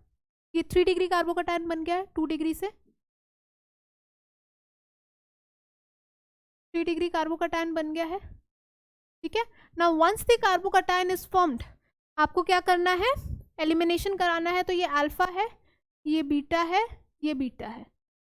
आपको क्या कराना है, यहाँ पे एलिमिनेशन करानी है। तो एलिमिनेशन आप कैसे कराएंगे, मोस्ट सब्स्टिट्यूटेड एल्कीन निकालो बनाओगे। अब मोस्ट सब्स्टिट्यूटेड एल्कीन कहाँ से बनेगा, ये हाइड्रोजन निकालो, ये अल्फा है तो या तो ये हाइड्रोजन निकालो या इनमें से कोई एक हाइड्रोजन निकालो। ठीक है, या तो ऊपर वाला निकालो या नीचे वाला निकालो। अब यहाँ पे तो हमें कोई टेंशन है नहीं, E1 करा रहे हैं तो कि हम एक्सियल से निकालें या इक्विटोरियल से निकालें, कहीं मर्जी से निकालें, यहाँ पे तो हमें कोई टेंशन है नहीं। तो आपको कौन सा हाइड्रोजन निकालना है, जहाँ से ज़्यादा सब्स्टिट्यूटेड एल्कीन बने। तो यहाँ से हमारा जो है वो ज़्यादा सब्स्टिट्यूटेड एल्कीन बनेगा। ऊपर वाले से अगर हम हाइड्रोजन निकालेंगे तो आपका ये देखिए ये प्रोडक्ट बन के हो जाएगा तैयार, क्योंकि इवन करा रहे हैं तो आपको एक्सियल इक्वेटोरियल की टेंशन रखने की जरूरत नहीं है।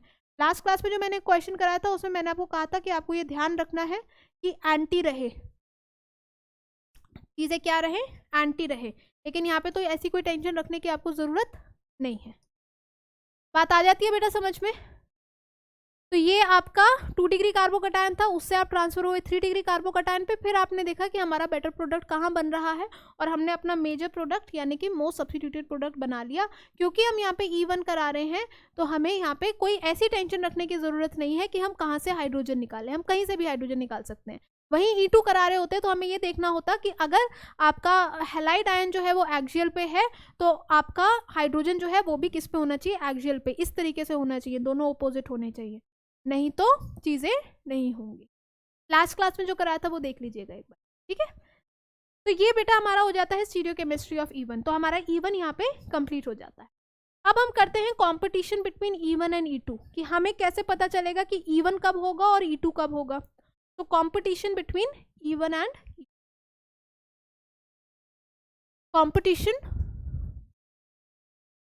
Competition between E1 and E2, हमारा एलिमिनेशन कब होगा, हमारा दोनों में यूनिमोलिकुलर कब होगा, हमारा बायोमोलिकुलर कब होगा। तो सबसे पहले ना जल्दी से E1 और E2 को रिवाइज कर लो। 2 मिनट पॉज करो, 2 मिनट वीडियो पॉज करो, जल्दी से पीछे देखो क्या कराया था E1 E2 में, जल्दी से 2-3 मिनट में रिवाइज करो, उसके बाद कंपटीशन करना। तो कंपटीशन में क्या होता है, देखो आपको पता है कि जो हमारा E1 रिएक्शन होता है उसका रेट क्या होता है। E1 रिएक्शन का रेट होता है 3 degree alkyl halide, 2 degree alkyl halide, 1 degree alkyl halide. ये किस पे डिपेंड करता है, ये कार्बोकैटायन की स्टेबिलिटी पे डिपेंड करता है। कार्बोकैटायन की स्टेबिलिटी पे, कार्बोकैटायन फॉर्मेशन यहाँ पे होता है और ये कार्बोकैटायन की स्टेबिलिटी पे क्या करता है बेटा, डिपेंड करता है, ठीक है?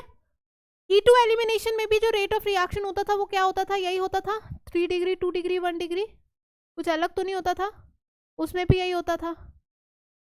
तो दोनों E1 में तो कार्बोकैटायन बनता था, E2 में कोई कार्बोकैटायन नहीं बनता था, बट दोनों का रेट ऑफ रिएक्शन यही होता है। क्योंकि E2 में रेट ऑफ रिएक्शन ये क्यों होता था, क्योंकि ट्रांजिशन स्टेट में डबल बॉन्ड कैरेक्टर आता था, और 3 डिग्री का ट्रांजिशन स्टेट में डबल बॉन्ड कैरेक्टर आएगा तो वो ज्यादा स्टेबल ट्रांजिशन स्टेट होगी as compare to 2 degree, as compare to 1 degree. तो दोनों में ही, चाहे वो E1 हो चाहे वो E2 हो, दोनों में जो हमारा रेट ऑफ रिएक्शन रहता था वो रहता था 3 degree, 2 degree, 1 degree, 3 degree, 2 degree, 1 degree, यही रहता था। रिवाइज कर लो जल्दी से अगर नहीं किया है तो अगर मैं कहती हूँ कि मैं एलिमिनेशन ही करा रही हूँ और अगर मेरे पास प्राइमरी अल्काइल हैलाइड है, if I am having 1 degree alkyl halide और मुझे एलिमिनेशन ही करानी है, तो इस केस में हमारा E1 फॉलो नहीं होता है। E1 फॉलो नहीं होता है क्योंकि मेरा कार्बोकैटायन प्राइमरी वाला बनता है अनस्टेबल। यहाँ पे मेरा अनस्टेबल कार्बोकैटायन बनता है, अनस्टेबल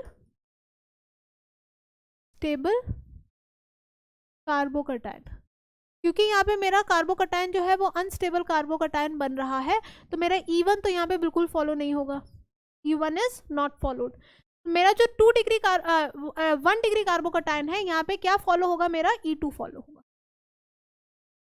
वैसे तो E2 भी बहुत अच्छा प्रोडक्ट नहीं देगा, देखिए, क्योंकि E2 भी 1 डिग्री में बहुत कम हो पाता है, ट्रांजिशन स्टेट उतनी स्टेबल नहीं बन पाती। बट अगर आपके पास चॉइस ही नहीं है, आपको कराना एलिमिनेशन ही है, चाहे कुछ भी कर लो आपको कराना एलिमिनेशन ही है, तो 1 डिग्री दोनों में ही लास्ट में आता है, बट E1 नहीं हो पाएगा क्योंकि 1 डिग्री कार्बोकैटायन बहुत ज्यादा अनस्टेबल होता है, तो कार्बोकैटायन तो 1 डिग्री नहीं बनेगा।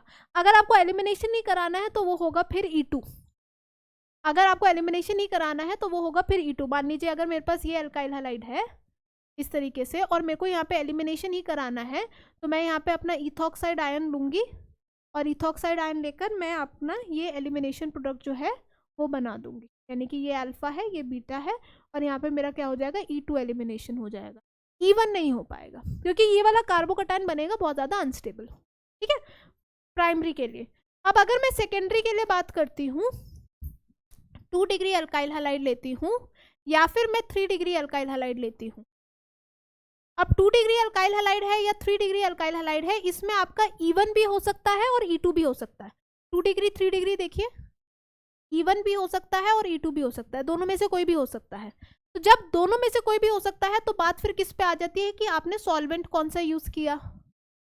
आपको पता है कि यहाँ पे दोनों चीजें हो सकती हैं, both E1 and E2 are possible, both E1 and E2 are possible, दोनों हो सकते हैं, E1 भी हो सकता है, E2 भी हो सकता है। तो हमें कैसे पता चलेगा कि E1 हो रहा है कि E2 हो रहा है? तो हमें देखना पड़ेगा कि हमने सॉल्वेंट जो है वो किस तरीके का यूज किया है। यहाँ पे देखिए कि अगर मैंने यहाँ पे यूज कर दिया होता, मैंने यहाँ पे यूज किया होता polar aprotic solvent, polar aprotic solvent use किया है, प्लस उसके साथ मैंने जो है वो यूज किया है स्ट्रॉन्ग बेस, स्ट्रॉन्ग बेस। तो ये किसकी कंडीशन हो गई? E2 की कंडीशन हो गई। तो ये किसकी कंडीशन हो गई बेटा? E2 की। तो E2 हो जाएगा। और अगर मैं यहाँ पे यूज कर देती polar protic solvent, polar protic solvent, और उसके साथ मैं यूज कर देती वीक बेस, वीक बेस, तो फिर ये किसकी कंडीशन हो जाती बेटा? E1 की कंडीशन हो जाती। दोनों में सेम रहेगा। 3 डिग्री में भी बिल्कुल सेम है कि अगर आपने polar protic solvent, polar aprotic solvent use किया है, आपने पोलर एप्रोटिक सॉल्वेंट यूज कर दिया और उसके साथ आपने यूज किया स्ट्रॉन्ग बेस, बिल्कुल सेम, कोई इसमें अलग नहीं है। तो फिर कौन सा हो जाएगा आपका? E2। और अगर आपने इसमें यूज किया पोलर प्रोटिक सॉल्वेंट यूज किया और उसके साथ आपने यूज कर दिया वीक बेस, वीक बेस, तो ये आपका क्या हो जाएगा बेटा? बात आती है सबको समझ में?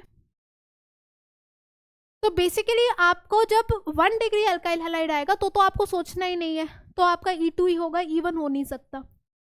और जब 2 डिग्री 3 डिग्री अल्काइल हैलाइड आ जाएगा तो आपको ये देखना है कि आपने जो है सॉल्वेंट कौन सा यूज किया है, बेस कौन सा यूज किया है। अगर आपने सॉल्वेंट जो है एप्रोटिक यूज किया है और बेस जो है आपने स्ट्रॉन्ग यूज कर दिया तो E2, वही SN2 की कंडीशन वही वाली सेम है। और अगर आपने पोलर प्रोटिक सॉल्वेंट यूज किया है, वीक बेस यूज किया है, तो आपका क्या हो जाएगा बेटा? फिर E1, दोनों कंडीशन में। जैसे कि मैं आपको एक एग्जाम्पल दे देती हूँ। मान लीजिए मैंने कहा कि मेरे पास ये 3 डिग्री अल्काइल हैलाइड है, ठीक है, ये मेरे पास 3 डिग्री अल्काइल हैलाइड है इस तरीके से। और मैं यहाँ पे कह रही हूँ कि भाई मैंने जो है DMSO यूज किया है और साथ में मैंने यूज किया है इथॉक्साइड आयन। तो जो मेरा प्रोडक्ट फॉर्मेशन होगा वो किसके हिसाब से होगा? फिर E2 के हिसाब से होगा। और अगर मैं यहाँ पे कहती हूँ कि मैंने जो है यूज किया है वाटर और साथ में मैंने इथेनॉल यानी कि एक्वस इथेनॉल मैंने यहाँ पे यूज किया है, तो मेरा जो प्रोडक्ट फॉर्मेशन होगा वो किसके हिसाब से होगा? फिर E1 के हिसाब से, क्योंकि यहाँ पे मेरा एप्रोटिक सॉल्वेंट स्ट्रॉन्ग बेस है, यहाँ पे प्रोटिक सॉल्वेंट वीक बेस, ये चीज होती है। और ये मेरा क्या है? 3 डिग्री अल्काइल है। मैकेनिज्म मेरे ये फॉलो होंगे, यानी कि अगर रीअरेंजमेंट की पॉसिबिलिटी होगी तो यहाँ पे रीअरेंजमेंट हो जाएगा क्योंकि कार्बोकटायन बनेगा, यहाँ पे मेरा कार्बोकटायन फॉर्मेशन होगा, और ऊपर वाले में रीअरेंजमेंट नहीं हो पाएगा। मैं ये नहीं कह रही कि इस क्वेश्चन में रीअरेंजमेंट की पॉसिबिलिटी है, इस क्वेश्चन में नहीं है रीअरेंजमेंट की पॉसिबिलिटी, बट अगर होती, जैसे कि अगर मैं यहाँ पे जो है बेंजीन लगा देती तो फिर रीअरेंजमेंट की पॉसिबिलिटी आ जाती है ना। फिर आप चाहते कि भाई,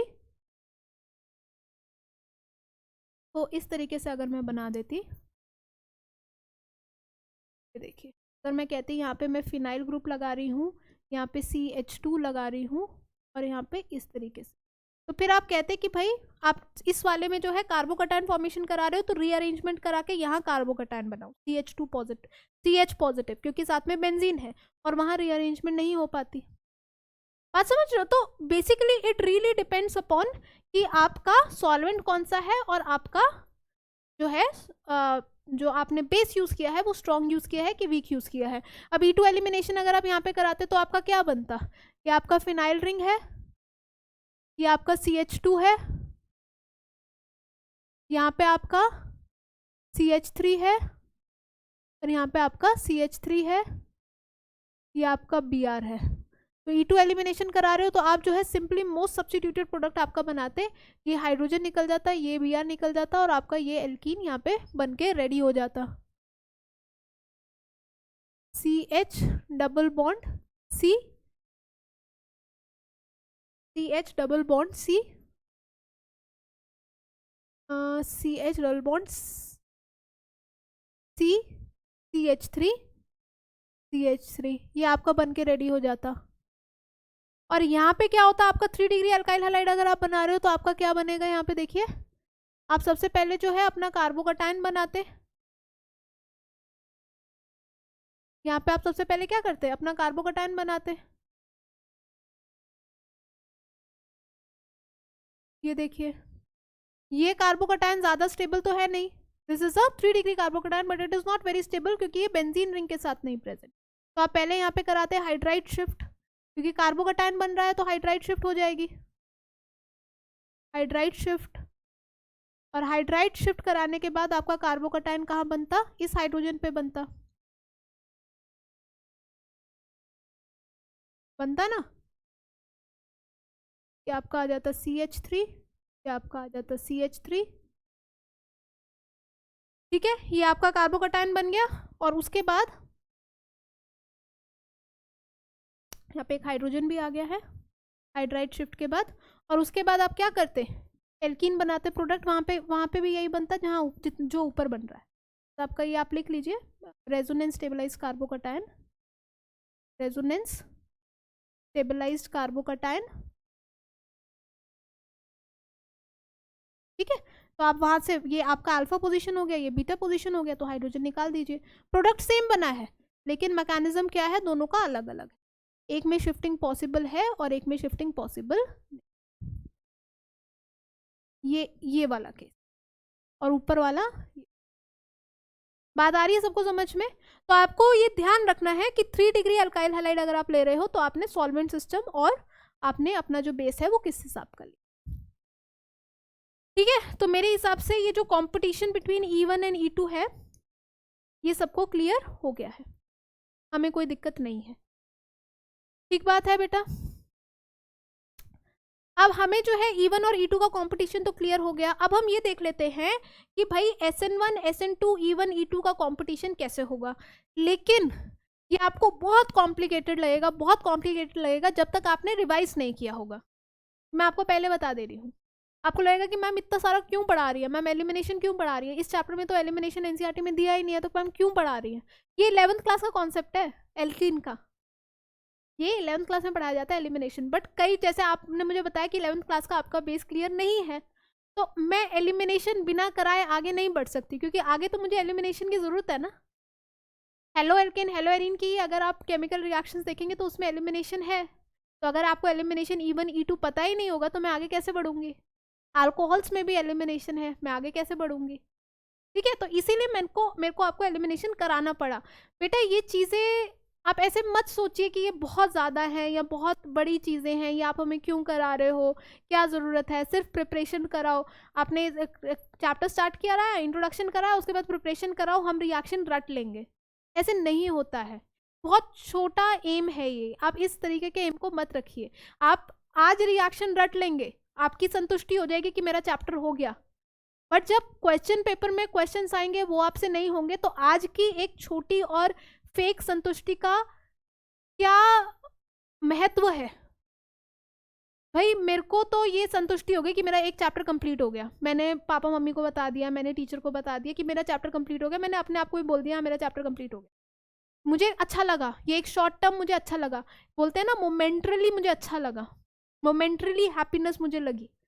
बट जब मेरे क्वेश्चंस नीट में आए तो मेरे से वो बने ही नहीं, क्यों? क्योंकि मैंने तो रिएक्शन रट लिए थे, मैंने रट लिया था कि प्रिपरेशन अल्कोहल से होता है और इन 3 तरीके से होता है, बट उसके पीछे का मैकेनिज्म तो मुझे पता ही नहीं था। और क्वेश्चंस आए मैकेनिज्म पे, क्वेश्चंस आए एप्लीकेशन पे, तो वो मोमेंटरी हैप्पीनेस का कोई मतलब नहीं हुआ ना, क्या मतलब हुआ। तो उससे तो बेटर है कि उस टाइम हम अच्छे से समझ लें और लॉन्ग टर्म हमारा जो है चीज़ें क्लियर हो जाए और हम आंसर अच्छे से कर पाए।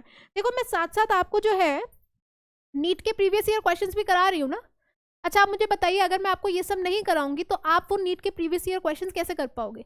फिर आप कहीं ना कहीं जब आपका नीट का पेपर आ रहा होगा, आप उससे 1 महीने पहले 2 महीने पहले प्रीवियस ईयर क्वेश्चंस कर रहे होंगे, तो फिर आप मेरे को कितना बुरा भला बोलोगे यार मैम ने तो ये सब कराया नहीं, हमें पूरे साल पढ़ा दिया और मैम ने तो ये हमें कराया नहीं, उन्होंने तो रटवा दिया। अब मैं 1 महीने में, जब मेरा नीट का पेपर 1 महीने बाद है, मैं कैसे करूँ? ये तो मैम की गलती है। अब मैं अपने ऊपर इतना बड़ा पाप नहीं ले सकती ना कि आपके कैरियर से मैं खेल जाऊं। आपके लिए तो वो एक दिन आपका करियर डिसाइडिंग है, और मेरी आलस की वजह से, या कह लो कि हम दोनों की आलस की वजह से, आपकी आलस मेरी आलस वॉट एवर, आपका वो मोस्ट इंपॉर्टेंट डे में आपका एग्जाम ठीक ना हो जाए।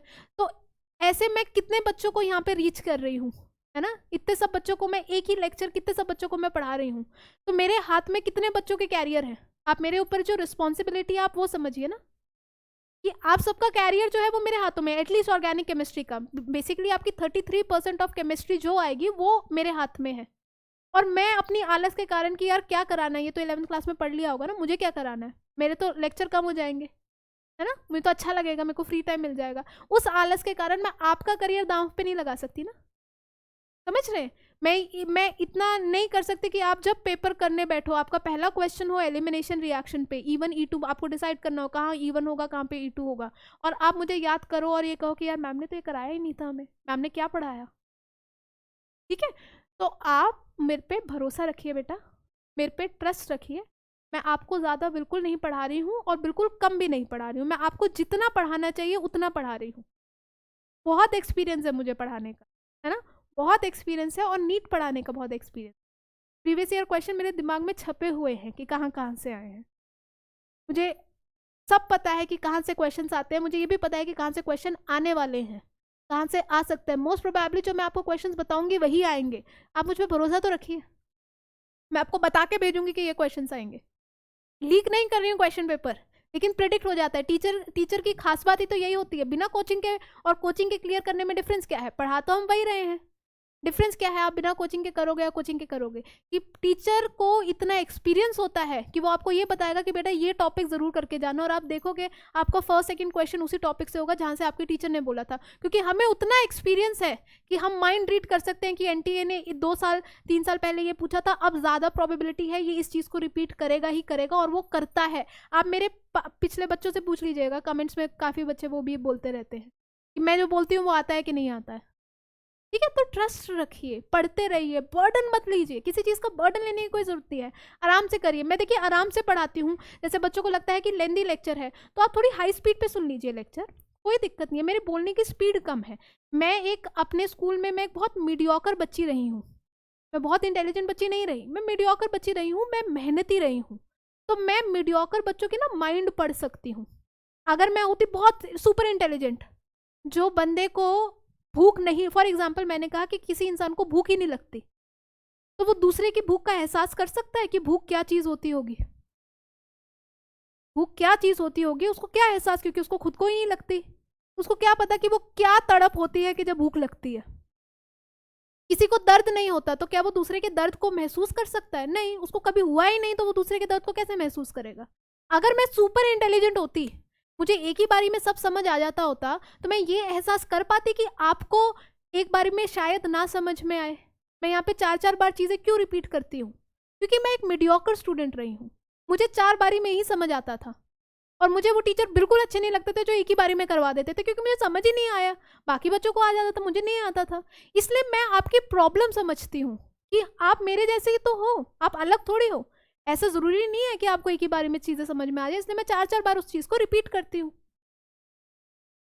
ठीक है, तो मैं आराम से पढ़ाने वाली इंसान हूँ, मैं तेज नहीं पढ़ाती हूँ, ये मेरी कैरेक्टरिस्टिक है। बहुत सब बच्चे जानते हैं पुराने मेरे कि मैं आराम से पढ़ाती हूँ, मैं टाइम लेती हूँ, मैं एक्स्ट्रा क्लास ले लूंगी लेकिन पढ़ाऊंगी आराम से। तो अगर आपको थोड़ा सा तेज पढ़ना है, अगर आपको लेक्चर लेंदी लगता है, तो आप इसको थोड़ी हाई स्पीड पे सुन लीजिए। अगर आपकी कोपिंग पावर अच्छी होगी तो आपको बेटा हाई स्पीड पे भी समझ में आ जाएगा, अगर आपकी कोपिंग पावर अच्छी है।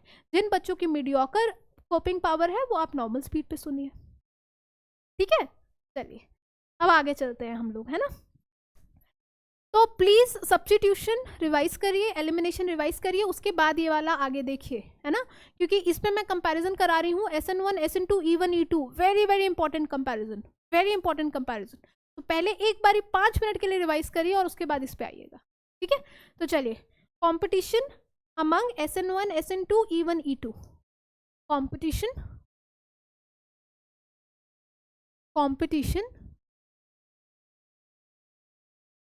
among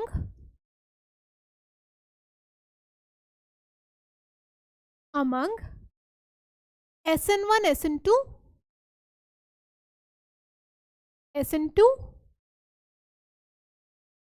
E1, E2, E1 and E2, इन चारों के बीच में मुझे कैसे कंपटीशन करना है, मैं कैसे डिसाइड करूंगी कि SN1 कब होगा, SN2 कब होगा, E1 कब होगा, E2 कब होगा। अब सबसे पहले हम आ जाते हैं primary alkyl halide. Primary alkyl halide पे आ जाते हैं कि हम प्राइमरी अल्काइल हैलाइड में ये कैसे देखेंगे कि कब SN1, कब SN2, कब E1, कब E2। तो 1 डिग्री अल्काइल हैलाइड जब हमारा होता है, 1 डिग्री अल्काइल हैलाइड जो हमारा होता है वो कुछ इस तरीके से होता है। ये देखिए,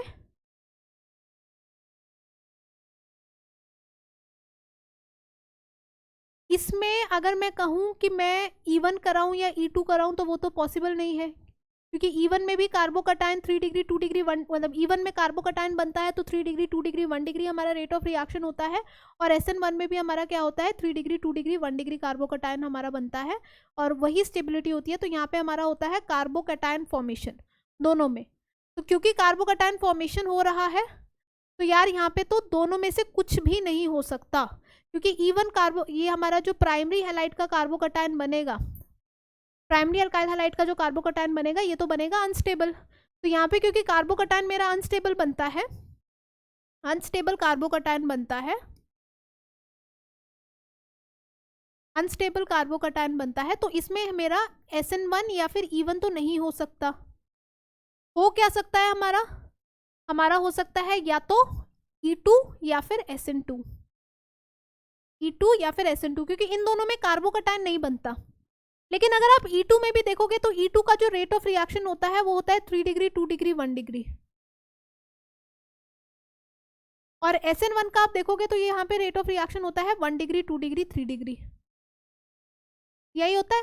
तो प्रीडोमिनेंटली यानी कि मेरा मेजर प्रोडक्ट जो है, मेजर प्रोडक्ट फ्रॉम SN2 ही बनता है, फ्रॉम SN2 बनता है। प्रीडोमिनेंटली मेरा मेजर प्रोडक्ट जो है वो SN2 से बनता है, क्योंकि यहाँ पे आप देखिए कि अगर मैं प्राइमरी देखूं तो यहाँ पे प्राइमरी कार्बोकटायन सबसे अच्छा है, क्योंकि स्टेरिक हिंड्रेंस की बात आ जाती है SN2 में, और यहाँ पे प्राइमरी कार्बोकटायन सबसे खराब है, क्योंकि E2 में तो हम बस ये देखते हैं कि एल्कीन कहाँ पे अच्छा बन रहा है, कहाँ पे ज़्यादा सब्स्टिट्यूटेड बन रहा है। तो अगर मैं E1 और SN2 की बात करती हूँ तो मेरा E1 और SN2 में जो है E2 का माइनर प्रोडक्ट बनेगा और SN2 का मेजर प्रोडक्ट बनेगा। जैसे कि मैंने अगर ये कहा कि भाई मेरे पास इस तरीके का एक एल्काइल हैलाइड है और इसमें मैं डाल रही हूँ, क्योंकि SN2 और E2 दोनों में आपको क्या डालना होता है, स्ट्रॉन्ग बेस डालना होता है, स्ट्रॉन्ग न्यूक्लियोफाइल डालना होता है। तो आपने जो है इथॉक्साइड आयन डलवाया यहाँ पे, C2H5O- आयन डलवाया। तो जब C2H5O- आयन आपने डलवाया तो आपका जो प्रोडक्ट है वो मेजर प्रोडक्ट आपका बनेगा कौन सा, आपका बनेगा OC2H5, यहाँ पे ये मेजर प्रोडक्ट, और ये जो आपका एलिमिनेटेड प्रोडक्ट है वो माइनर बनेगा। ये आपका बन गया मेजर फ्रॉम SN2, और आपका जो माइनर प्रोडक्ट बना है वो आपका किससे बनेगा,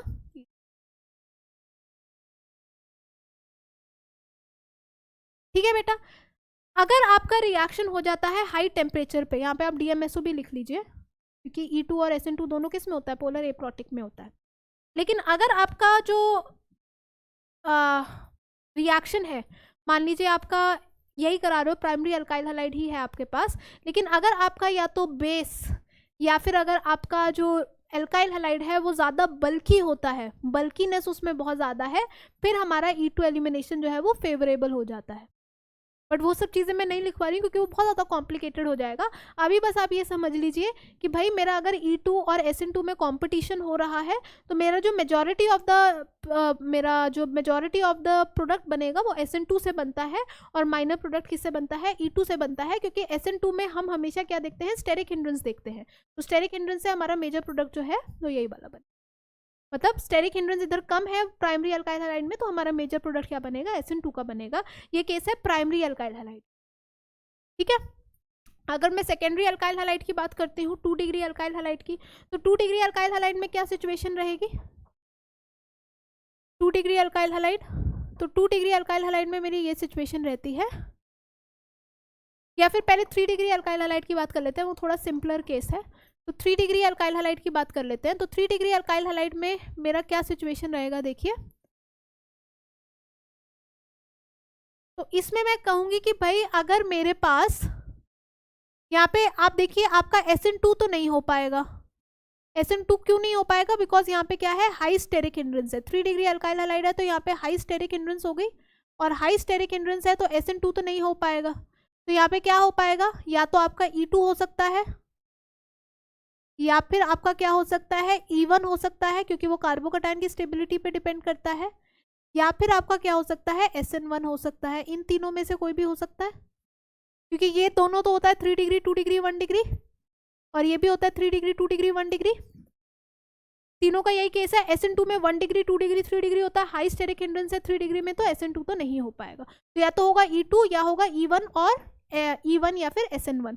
तो E2 अगर कराना है तो हमें सॉल्वेंट कौन सा लेना पड़ेगा, E2 अगर हमें कराना है तो हमें सॉल्वेंट कौन सा लेना पड़ेगा, हमें सॉल्वेंट लेना पड़ेगा कौन सा, पोलर एप्रोटिक, पोलर एप्रोटिक।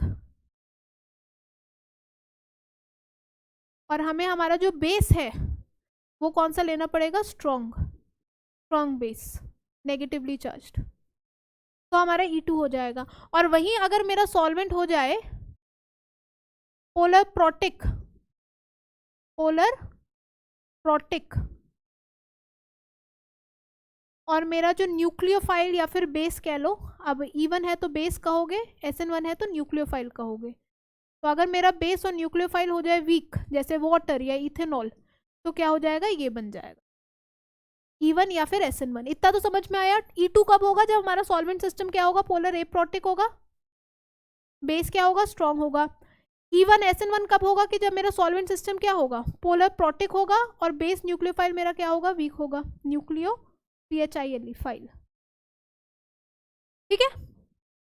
अब डिसाइड करना है कि मैम जब अगर मेरा सॉल्वेंट सिस्टम पोलर प्रोटिक है, बेस या न्यूक्लियोफाइल वीक है, तो हमें ये कैसे पता चलेगा कि E1 हो रहा है या SN1 हो रहा है। तो बेटा E1 में हमें याद रखिए कि अगर हाई टेम्परेचर पे हो रहा है, अगर रिएक्शन हाई टेम्परेचर पे हो रहा है तो E1, और अगर रिएक्शन जो है मॉडरेट टेम्परेचर पे हो रहा है या लो टेम्परेचर पे हो रहा है, मॉडरेट और लो टेम्परेचर, मतलब अगर उसने टेम्परेचर का कुछ नहीं दिया है तो वो मॉडरेट या लो टेम्परेचर ही हो गया। अगर उसने स्पेसिफिकली मेंशन किया है कि भाई हाई टेम्परेचर हीटिंग से हो रहा है, तो फिर E1, ठीक है जी। तो बेसिकली अगर मेरे पास 3 डिग्री अल्काइल हैलाइड है तो 3 डिग्री में SN2 तो नहीं हो सकता है, क्योंकि SN2 होने के लिए आपको स्टेरिक हिंड्रेंस कम चाहिए। यहाँ पे तो हाई स्टेरिक हिंड्रेंस हो गया, तो SN2 नहीं हो सकता। तो क्या होगा, या तो E2 होगा या E1 होगा या SN1 होगा। तो E1 और SN1 को हम डिफ्रेंशिएट कैसे करेंगे कि E2 के लिए हमें सॉल्वेंट क्या चाहिए, पोलर एप्रोटिक सॉल्वेंट चाहिए, बेस चाहिए स्ट्रॉन्ग, और E1 SN1 के लिए हमें सॉल्वेंट चाहिए पोलर प्रोटिक, बेस या न्यूक्लियोफाइल हमें चाहिए वीक। अब ये कैसे डिसाइड करेंगे कि E1 है कि SN1 है। तो E1 के लिए आपको चाहिए बेटा हाई टेम्परेचर। कभी भी एलिमिनेशन और सब्स्टिट्यूशन में कंपेयर करना हो तो आपको पता होना चाहिए कि एलिमिनेशन में हाई टेम्परेचर और सब्स्टिट्यूशन में लो या मॉडरेट टेम्परेचर। यानी कि अगर वो टेम्परेचर मेंशन ही नहीं कर रहा है तो फिर सब्स्टिट्यूशन, अगर वो स्पेसिफिकली मेंशन कर रहा है हाई टेम्परेचर तो फिर एलिमिनेशन। बात आ रही है समझ में, कोई हमें दिक्कत नहीं है, ठीक है। अब हम आ जाते हैं 2 डिग्री अल्काइल हैलाइड पे। 2 डिग्री अल्काइल हैलाइड पे, तो 2 डिग्री अल्काइल हैलाइड में क्या होता है, 2 डिग्री अल्काइल हैलाइड में तो कुछ भी हो सकता है। 2 डिग्री अल्काइल हैलाइड में तो एक्चुअली कुछ भी हो सकता है, SN1 E1 SN2 E2 कुछ भी हो सकता है, सारी चीजें पॉसिबल है।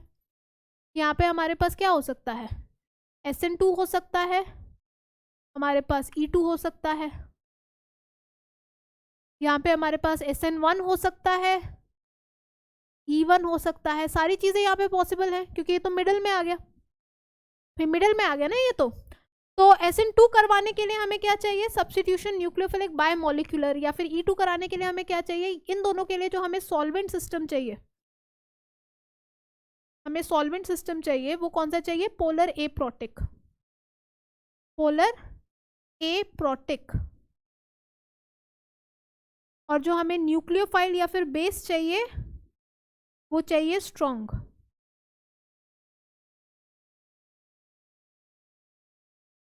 बात आई समझ में? यहाँ पे SN1 और E1 के लिए मेरे को जो अपना सॉल्वेंट सिस्टम चाहिए वो क्या चाहिए? Polar protic. Polar protic. और मुझे जो बेस चाहिए या फिर जो न्यूक्लियोफाइल चाहिए वो चाहिए क्या? वीक। वो मुझे क्या चाहिए? वीक चाहिए। ठीक है। अब अगर मेरे पास सॉल्वेंट सिस्टम मेरा पोलर एप्रोटिक है, न्यूक्लियोफाइल या बेस मेरा स्ट्रॉन्ग है, तो मैं कैसे डिसाइड करूंगी कि SN2 होगा या E2 होगा? तो E2 बेटा मेरा होगा हाई टेम्परेचर पे, हाई टेम्परेचर पे। और एलिमिनेशन तब भी प्रेफर्ड होती है, जैसे SN2 जो है वो स्टेरिक हिंड्रेंस अगर हाई है तो SN2 नहीं हो सकता है ना। तो अगर मैं कहती हूँ कि मेरा बेस का स्टेरिक हिंड्रेंस हाई है, बेस या फिर एल्काइल हैलाइड का स्टेरिक हिंड्रेंस हाई है, काफी बल्कि बेस है मेरा ना, काफी बल्कि बेस है। मान लीजिए मैंने कहा कि मेरे पास ये 2 डिग्री अल्काइल हैलाइड है, ठीक है। मैं इसमें DMSO पोलर एप्रोटिक सॉल्वेंट ले रही हूँ, और यहाँ पे जो मैं अपना बेस ले रही हूँ वो ये ले रही हूँ, या फिर ये ले रही हूँ CH3 CH3O-। मैंने बल्कि बेस ले लिया और इसको हाई टेम्परेचर पे करा रही हूँ, हाई टेम्परेचर।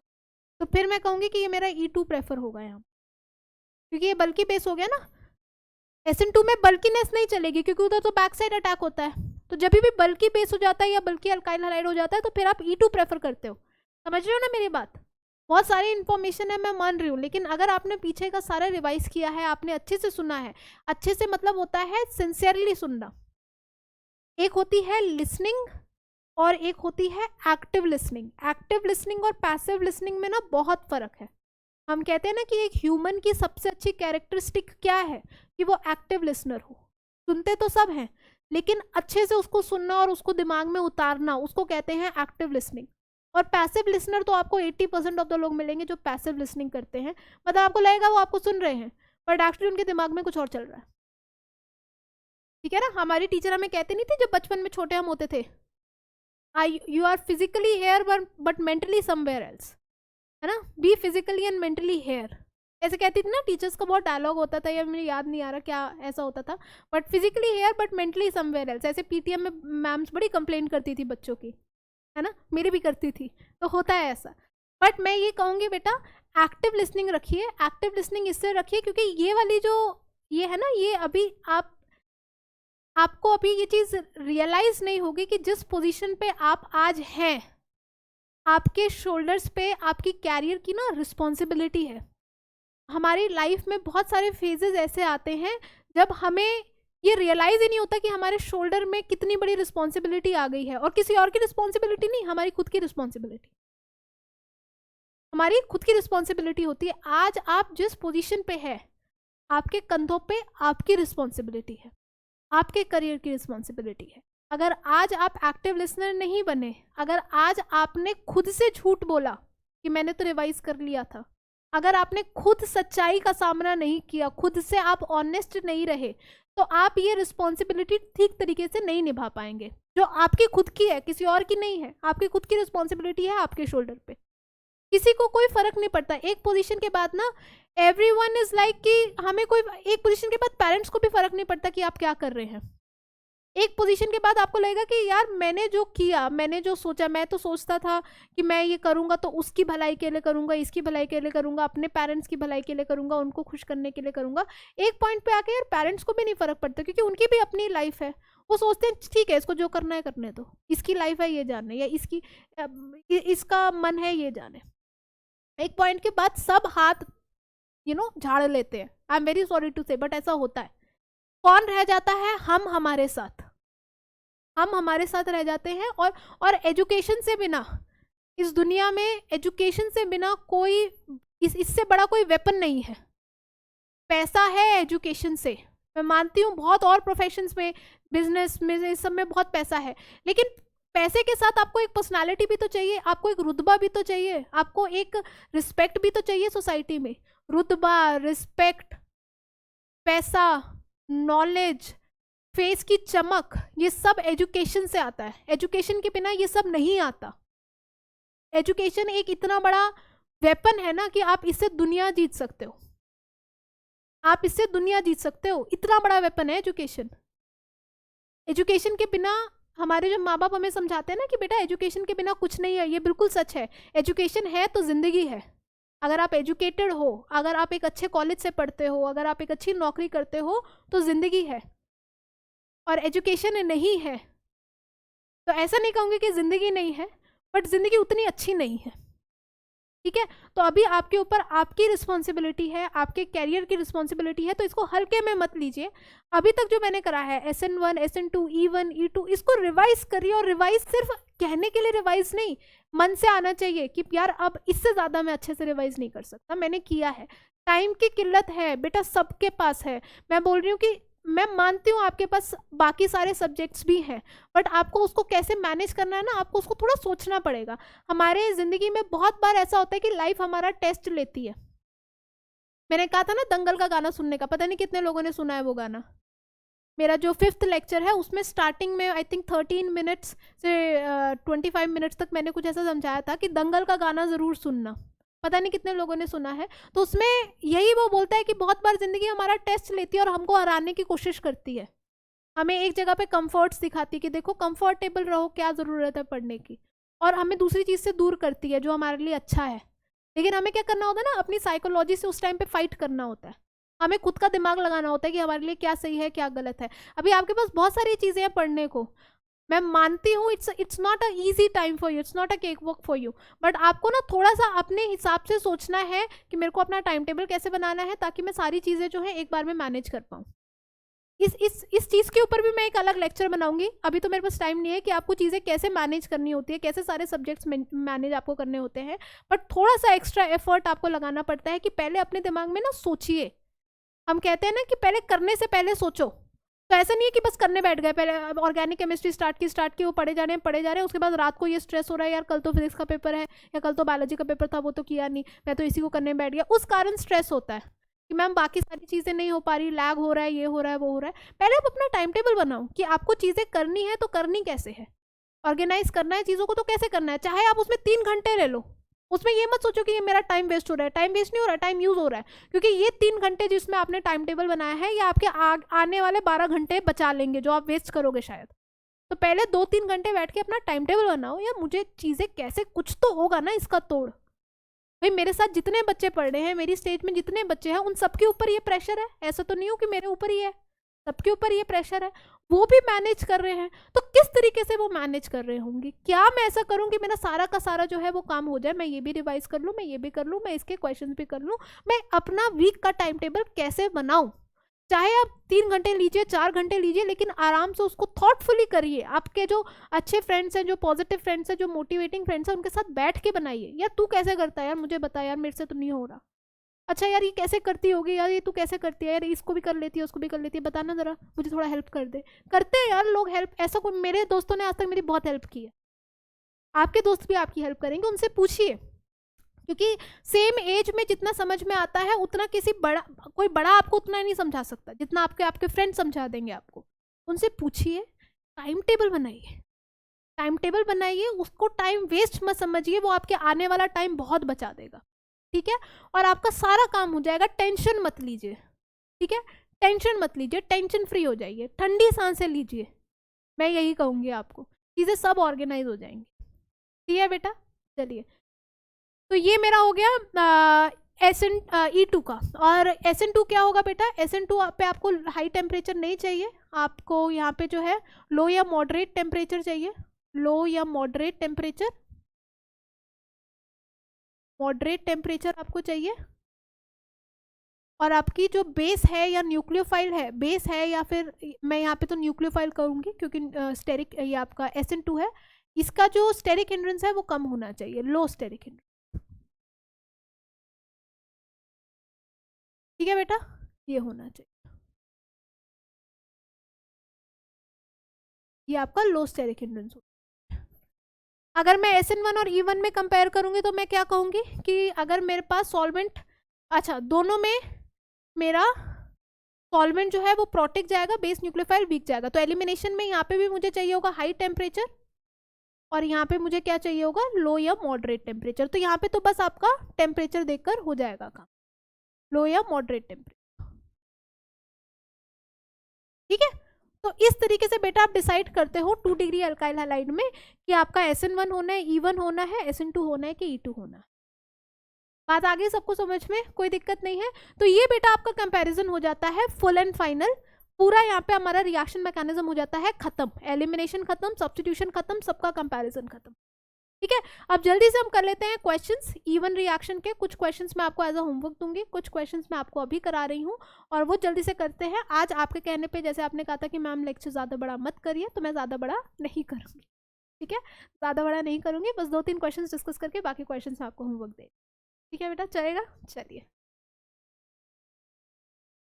E1 E2 हो गया, दिस इज डन। यहाँ पे लिख देते हैं this portion is done. Sorry, तो ये वाला पोर्शन हमारा डन है, इसके आगे वाला पोर्शन भी हमारा क्या हो गया, डन हो गया।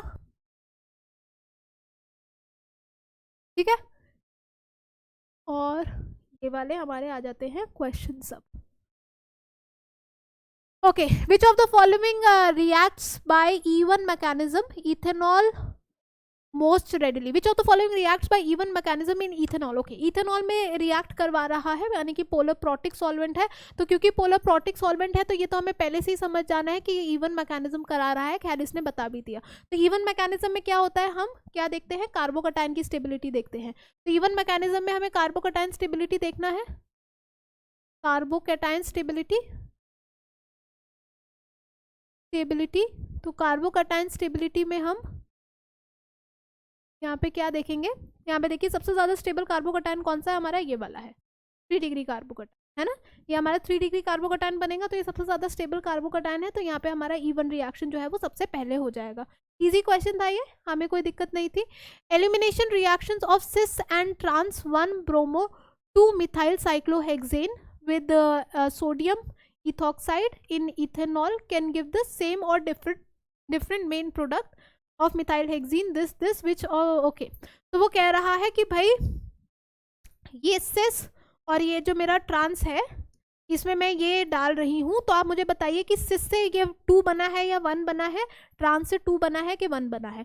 मतलब ये बताना है कि ये 1 जो है वो किसका प्रोडक्ट है, 2 जो है वो किसका प्रोडक्ट है, बेसिकली आपको ये बताना है। तो आप ये देखिए कि यहाँ पे जो है आपने सोडियम इथॉक्साइड यूज किया है इन प्रेजेंस ऑफ इथेनॉल, अच्छा वहाँ पे भी सोडियम इथॉक्साइड यूज किया है इन प्रेजेंस ऑफ इथेनॉल। तो बेसिकली आप यहाँ पे दोनों जगह पे क्या करा रहे हैं, E2 एलिमिनेशन करा रहे हैं, है ना, क्योंकि आपने स्ट्रॉन्ग बेस यूज कर दिया है और एलिमिनेशन हो रही है। ऑब्वियसली यहाँ पे सब्स्टिट्यूशन तो हो नहीं रही है, एल्कीन बन रहा है ना, तो एलिमिनेशन हो रही है। तो आप E2 अगर करा रहे हो तो E2 में आपका ये लीविंग ग्रुप है, तो आपको क्या चाहिए, हाइड्रोजन ऑन ट्रांसपोजिशन चाहिए यहाँ पे। तो ये आपका हाइड्रोजन ऑन ट्रांसपोजिशन आपको चाहिए E2 में, और यहाँ पे भी आपको क्या चाहिए, हाइड्रोजन ऑन ट्रांसपोजिशन। तो यहाँ पे तो हाइड्रोजन सिस पे है, ये हाइड्रोजन तो सिस पे है, तो यहाँ से नहीं जाएगी, तो आपको हाइड्रोजन कहाँ से निकालनी होगी, ट्रांस, मतलब यहाँ से निकालनी होगी। यहाँ पे एक हाइड्रोजन होगी ना ट्रांस पे, ये देखिए ये हाइड्रोजन आपकी ट्रांस पे होगी, तो ये वाली हाइड्रोजन तो यहाँ से नहीं निकल पाएगी क्योंकि ये दोनों सिस पे हो गई। तो हाइड्रोजन कहाँ से निकलेगी बेटा, ट्रांस से निकलेगी। तो ये आपका 2 जो है वो यहीं से बनेगा ट्रांस वाले से, और आपका ये जो 1 है ये यहीं से बनेगा। ये तो बड़ा इजी सा क्वेश्चन था भाई, इस क्वेश्चन में कुछ था नहीं ज़्यादा। बस इसमें आपको ये ध्यान रखना था कि यहाँ पे तो ये ट्रांस हो रहा है, बट यहाँ पे ये दोनों ट्रांस नहीं बन सकते। बेसिकली ये इससे ये नहीं बन सकता, इस ट्रांस से ये नहीं बन सकता, क्योंकि आप इस वाले हाइड्रोजन को बाहर नहीं निकाल सकते यहाँ से, क्योंकि दोनों वेज पे आ रहे हैं और E2 में तो एंटी एलिमिनेशन होती है। ये दोनों वेज में है तो बाहर नहीं निकाल सकते, तो इससे ये तो बन नहीं सकता। तो इससे आपको ऊपर वाला हाइड्रोजन निकालना पड़ेगा, क्योंकि वहाँ पे आपके पास वेज में हाइड्रोजन प्रेजेंट है, तो वो आपकी एलिमिनेशन हो जाएगी। तो ये आपका हो जाएगा 1 फ्रॉम सिस, एक जो है वो सिस से बना है और 2 जो है वो ट्रांस से बना है। ठीक है, इसमें हमें कोई दिक्कत नहीं है। नेक्स्ट पे आ जाते हैं। Which is the main product of the following reaction. Okay, तो यहाँ पे आपको सॉहर्स प्रोजेक्शन जो मैंने सिखाया है, अब आप मुझे ये नहीं कह सकते कि मैम आपने सॉहर्स प्रोजेक्शन हमें फालतू में सिखा दिया, हमारा टाइम ऐसे ही क्यों आपने वेस्ट किया, क्योंकि ये देखो प्रीवियस ईयर क्वेश्चन आ रखा है सॉहर्स से। अगर इसमें आपको सॉहर्स नहीं आता होगा तो आप क्वेश्चन नहीं कर सकते, प्रीवियस ईयर क्वेश्चन है, तो आपको आना चाहिए। जो मैंने सिखाया है आपको कुछ ऐसा नहीं है जो आपका टाइम वेस्ट करेगा, है ना, सब कुछ ऐसा है जो आता है, तो भरोसा रखिएगा। तो ये which is the product of the following reaction, E2 elimination हो रहा है। देखिए यहाँ पे भी आप मिथॉक्साइड आयन यूज कर रहे हैं, तो E2 एलिमिनेशन हो रहा है। तो यहाँ पे सबसे पहले आप इसको सॉहर्स में कन्वर्ट कर लीजिए। मैंने आपको क्या कहा था कि ये वाला हमारा फॉरवर्ड कार्बन होता है, ये वाला हमारा बैकवर्ड कार्बन होता है। तो ये देखिए ये इस तरीके से बनेगा,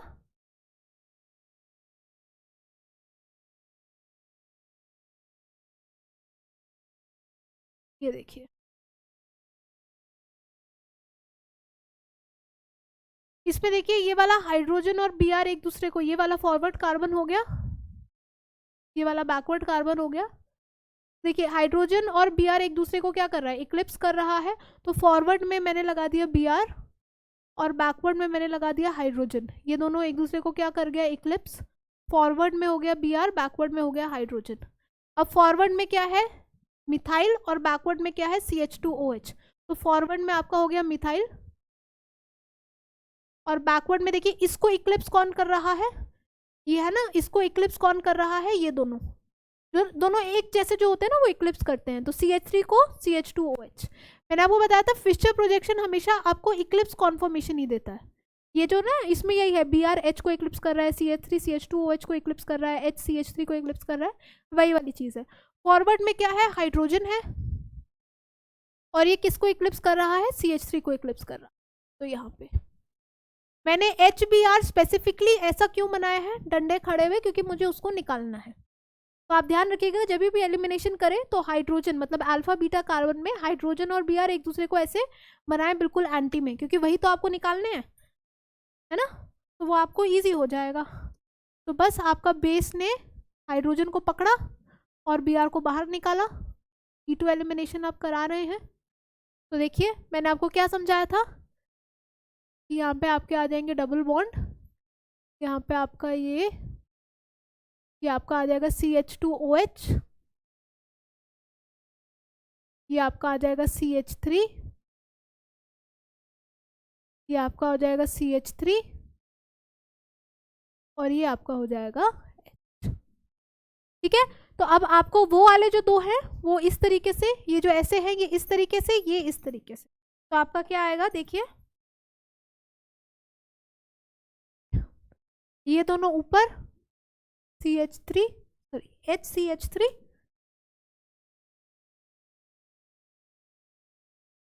और ये दोनों नीचे CH2OH, और ये आपका नीचे आ गया CH3, है ना। तो ये हमारा आ जाएगा ये। तो अगर आपको अब सॉहर्स प्रोजेक्शन नहीं आता होता तो आप कैसे करते बेटा, नहीं कर पाते ना, तो इसके लिए सॉहर्स प्रोजेक्शन आना जरूरी था। ये अच्छे से नहीं लिखा है मैंने, इसको दोबारा लिख दिया, CH2OH। ठीक है बेटा, इस तरीके से हो जाएगा, हमें कोई दिक्कत इसमें नहीं है। अब आगे चलते हैं। Which is the main alkene production in the following reaction, ये आप एज अ होमवर्क कर लेना। मैं आपको हिंट दे देती हूँ क्योंकि ये मैं डिस्कस नहीं करूंगी, ये बहुत इजी सा क्वेश्चन है। आपको हॉफमैन प्रोडक्ट यहाँ पे बनाना होता है। तो हॉफमैन प्रोडक्ट क्या होता है, लीस्ट सब्स्टिट्यूटेड प्रोडक्ट, ये मैंने आपको लास्ट क्लास में भी डिस्कस कराया था। हॉफमैन प्रोडक्ट यहाँ पे बनता है जो कि हमारा होता है लीस्ट सब्स्टिट्यूटेड प्रोडक्ट, है ना। तो ये मेरा हो गया, ये मेरा हो गया अल्फा कार्बन, ये मेरा हो गया बीटा कार्बन। तो बीटा से जो है मैं हाइड्रोजन निकाल के लीस्ट सब्स्टिट्यूटेड प्रोडक्ट बनाऊंगी। आंसर इसका आएगा ए, बट इसको मैं बहुत ज़्यादा डिस्कस इसलिए नहीं कर रही हूँ क्योंकि मैंने लास्ट क्लास में सेम चीज़ डिस्कस कर रखी है ना। तो इसका आंसर क्या आ जाएगा, ए आ जाएगा। ठीक है, अब इसके बाद देख लीजिए what is the main product of the following reaction, ये भी आप एज अ होमवर्क करेंगे। इसमें E2 मैं आपको हिंट दे रही हूँ क्योंकि मैं बाद में इसको डिस्कस नहीं करूंगी। ये E2 रिएक्शन है, तो आपको इसको ध्यान रखना है कि अगर ये आपका एक लीविंग ग्रुप है, देखिए ये आपका एक लीविंग ग्रुप है, तो आपको यहाँ पे हाइड्रोजन किससे निकालनी है, ट्रांस पोजीशन से निकालनी है, क्योंकि लीविंग ग्रुप आपका किस पे है, वेज पे है, और ये वेज पे है, तो यहाँ से हाइड्रोजन आपको निकालनी है सिस पोजीशन से, ठीक है ना, क्योंकि ये आपका E2 एलिमिनेशन है, यही होगा। अगर हाइड्रोजन ब्रोमीन वेज पे है तो हाइड्रोजन डैश पे, ब्रोमीन डैश पे है तो हाइड्रोजन वेज पे, आंसर इसका ये होगा। बट मैं जल्दी से इसलिए डिस्कस किया है ताकि आप लोग इसके बारे में खुद से सोचें, हर चीज़ मैं डिस्कस करूंगी तो उसका फायदा नहीं है, मैंने आपको आइडिया दे दिया है कि कैसे करना है, इसके बारे में ज़्यादा आप सोचेंगे, बहुत ज़्यादा इसको मैं खुल के डिस्कस नहीं कर रही हूँ, ठीक है। सारे प्रीवियस ईयर क्वेश्चन आएंगे, तो कुछ ऐसा नहीं है। अच्छा, अब छोटा सा मैं आपको E1 CB रिएक्शन के बारे में बता के बस लेक्चर खत्म कर रही हूँ। E1 CB रिएक्शंस एक्चुअली क्या होते हैं, बहुत थोड़ा सा बता रही हूँ, ज़्यादा नहीं बता रही। E1 CB रिएक्शन होते हैं elimination unimolecular, elimination unimolecular, unimolecular via conjugate base, CB means conjugate base. तो कॉन्जुगेट बेस के द्वारा या फिर उसको बनाने के बाद जो एलिमिनेशन रिएक्शन हो गई यूनिमोलिक्यूलर, उसको हम कहते हैं E1 CB रिएक्शन। ये बहुत स्पेशल टाइप का रिएक्शन है। ये रिएक्शन तब होता है जब मेरे पास मेरे कार्बन, जो मेरा बीटा कार्बन है, उसके साथ अटैच्ड हो इलेक्ट्रॉन विड्रॉइंग ग्रुप्स, और उसके जो अल्फा कार्बन है उसके साथ अटैच्ड हो एक पुअर लीविंग ग्रुप। क्या मतलब है, इसका मतलब ये है कि अगर मेरा ये अल्फा कार्बन है, ये बीटा कार्बन है, तो अल्फा कार्बन के साथ मुझे एक चाहिए पुअर लीविंग ग्रुप, जो मेरा लीविंग ग्रुप क्या हो, पुअर हो। ये इसकी कंडीशन होती है कि अगर आपको ये कंडीशन दिख जाए तो वो E1 CB है। तो यहाँ पे मुझे चाहिए पुअर लीविंग ग्रुप, और जो मेरा बीटा कार्बन है वहाँ पे मुझे चाहिए स्ट्रॉन्ग इलेक्ट्रॉन विड्रॉइंग ग्रुप, मुझे चाहिए इलेक्ट्रॉन विड्रॉइंग ग्रुप, ऐसे ग्रुप्स जो इलेक्ट्रॉन विड्रॉ करें। जहाँ बीटा कार्बन से जहाँ से मेरा हाइड्रोजन निकलता है वहाँ पे मुझे चाहिए स्ट्रॉन्ग इलेक्ट्रॉन विड्रॉइंग ग्रुप। तो on beta carbon electron withdrawing group should be attached, और जो मेरा लीविंग ग्रुप होना चाहिए वो क्या होना चाहिए, पुअर लीविंग ग्रुप होना चाहिए। Leaving group should be poor,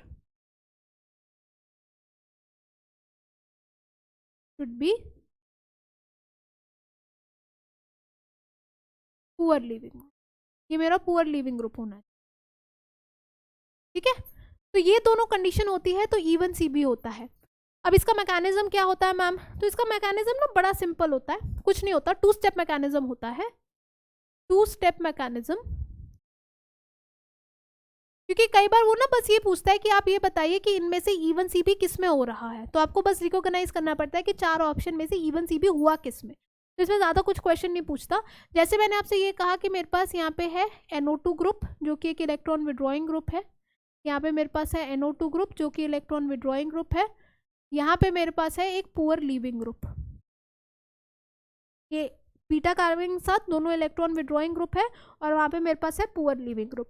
तो इस कंडीशन में क्या होगा कि स्टेप 1 जो मेरा होता है उसमें सबसे पहले जो मैंने बेस डाला है, स्ट्रॉन्ग बेस डलता है, यहाँ पे जो मैंने ये स्ट्रॉन्ग बेस यहाँ पे डाला है वो क्या करेगा, सबसे पहले इस हाइड्रोजन को उठाएगा बीटा कार्बन से। बीटा कार्बन से जब इस हाइड्रोजन को उठाएगा तो यहाँ पे बन जाएगा एक कार्ब एनायन, और ये कार्बन आयन क्या है, कॉन्जुगेट बेस ही तो है। कॉन्जुगेट बेस क्या होता है, याद करो जरा, कॉन्जुगेट बेस क्या होता है। जैसे ये मेरे पास एक एसिड है जो H+ आयन देता है, ये एसिड है, तो अगर मैं इसमें से H+ आयन निकाल दूंगी तो ये मेरा कॉन्जुगेट बेस नहीं बनेगा, ये क्या बन जाता है, कॉन्जुगेट बेस बन जाता है, यही होता है कॉन्जुगेट बेस। ये H+ आयन निकालने के बाद क्या बचा, तो बेस ने ये H+ आयन निकाला, मान लो ये एसिड है, एसिड से हमने H+ आयन निकाला, तो ये जो चीज बच गई वो क्या बच गई, कॉन्जुगेट बेस बच गई, कॉन्जुगेट बेस। और ये कॉन्जुगेट बेस बहुत ज्यादा स्टेबल है, ये कॉन्जुगेट बेस बहुत ज्यादा स्टेबल है due to presence of electron withdrawing group, due to presence of electron withdrawing group. यहाँ पे मेरे पास 2 इलेक्ट्रॉन विड्रॉइंग ग्रुप प्रेजेंट है ना, तभी तो हमने इलेक्ट्रॉन विड्रॉइंग ग्रुप लगाए हैं ताकि कॉन्जुगेट बेस स्टेबल हो। तो ये कॉन्जुगेट बेस स्टेबल है due to presence of electron withdrawing group. तो ये हमारा बन गया कॉन्जुगेट बेस पहले स्टेप में, ये आपका हो गया स्टेप 1। स्टेप 2 में क्या होता है? स्टेप 2 आपका होता है स्लो स्टेप, जो आपका रेट डिटरमाइनिंग स्टेप होता है। तो स्टेप 2 में क्या होगा कि जो ये आपका कार्बन आयन बना है, ये देखिए ये आपका कार्बन आयन बना है, ये अपने इलेक्ट्रॉन शिफ्ट करेगा यहाँ पे, और ये आपका जो पुअर लीविंग ग्रुप है वो धीरे धीरे निकलेगा, क्योंकि लीविंग ग्रुप तो अच्छा है नहीं, तो आपका लीविंग ग्रुप क्या है? पुअर लीविंग ग्रुप है। तो ये क्या करेगा? स्लो निकलेगा। ये स्लो स्टेप होगा आपका, या फिर कह सकते हैं ये रेट डिटरमाइनिंग स्टेप होगा आपका। ये लीविंग ग्रुप जो है वो धीरे धीरे निकलेगा और आपके पास यहाँ पे क्या बन जाएगा? आपके पास यहाँ पे एल्कीन बन जाएगा।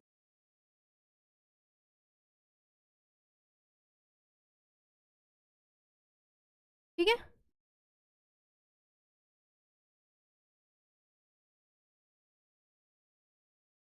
ये आपके पास क्या बन जाएगा? आपका प्रोडक्ट बन जाएगा, एल्कीन बन जाएगा। तो ये 2 स्टेप का आपका मैकेनिज्म है। पहले स्टेप में आपका बनता है बेटा कॉन्जुगेट बेस या कार्बन आयन, और दूसरे स्टेप में वो इलेक्ट्रॉन यहाँ जाएगा और आपका पुअर लीविंग ग्रुप, जैसे F जो है वो that is a poor leaving group, तो जनरली यहाँ पे पुअर लीविंग ग्रुप F ही देते हैं, है ना, तो और कोई आएगा नहीं। तो फ्लोरीन जो है आपका पुअर लीविंग ग्रुप है, वो बाहर निकलेगा और आपका ये प्रोडक्ट बन जाएगा। और क्योंकि ये पुअर लीविंग ग्रुप है तो आपका रेट डिटरमाइनिंग स्टेप ये हो जाएगा, जो आपका स्लो स्टेप है। अब यहाँ पे जो है, अगर मैं हमारा रेट ऑफ रिएक्शन लिखती हूँ, तो यहाँ पे रेट ऑफ रिएक्शन लिखना एक्चुअली काफ़ी इंपॉर्टेंट है। यहाँ पे देखिए, अगर मैं रेट ऑफ रिएक्शन लिखती हूँ तो रेट ऑफ रिएक्शन एक्चुअली मेरा सेकेंड स्टेप से आ रहा है, जिसमें मेरा यहाँ पे क्या है? कॉन्जुगेट बेस है, कॉन्जुगेट बेस है। लेकिन ये कॉन्जुगेट बेस आपको पता होगा कि हम कभी भी रेट वाला जो रिएक्शन होता है उसमें कभी भी हम इंटरमीडिएट नहीं लिख सकते।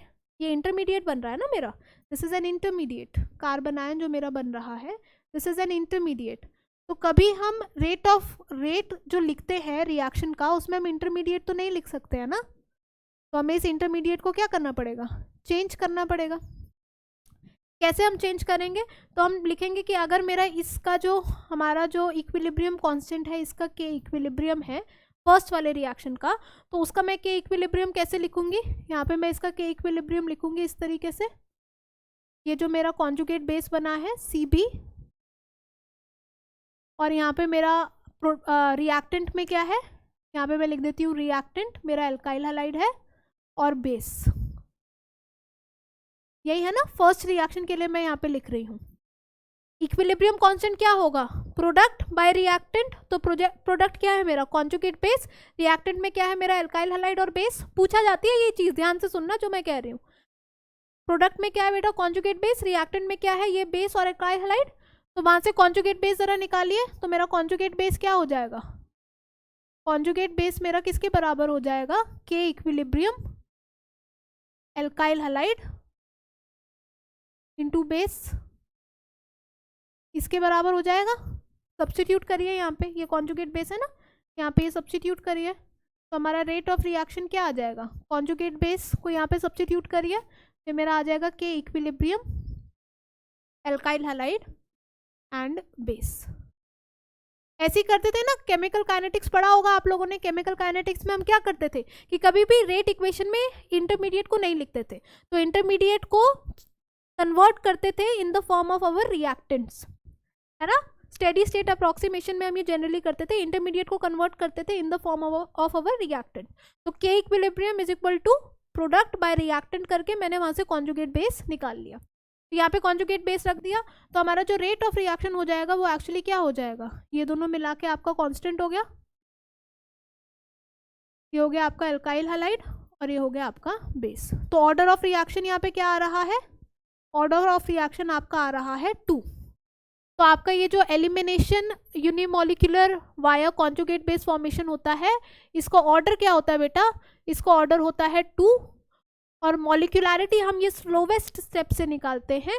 मॉलिक्यूलैरिटी यहाँ पे हम इसकी लिखते हैं 1, क्योंकि स्लोवेस्ट स्टेप में एक ही रिएक्टेंट हमारा इन्वॉल्व है, तो ये यूनिमोलिकुलर है, तो इसकी मॉलिक्यूलैरिटी होती है बेटा 1 के बराबर, लेकिन ऑर्डर होता है हमारा 2 के बराबर। तो ये चीज़ ना काफ़ी पूछी जाती है।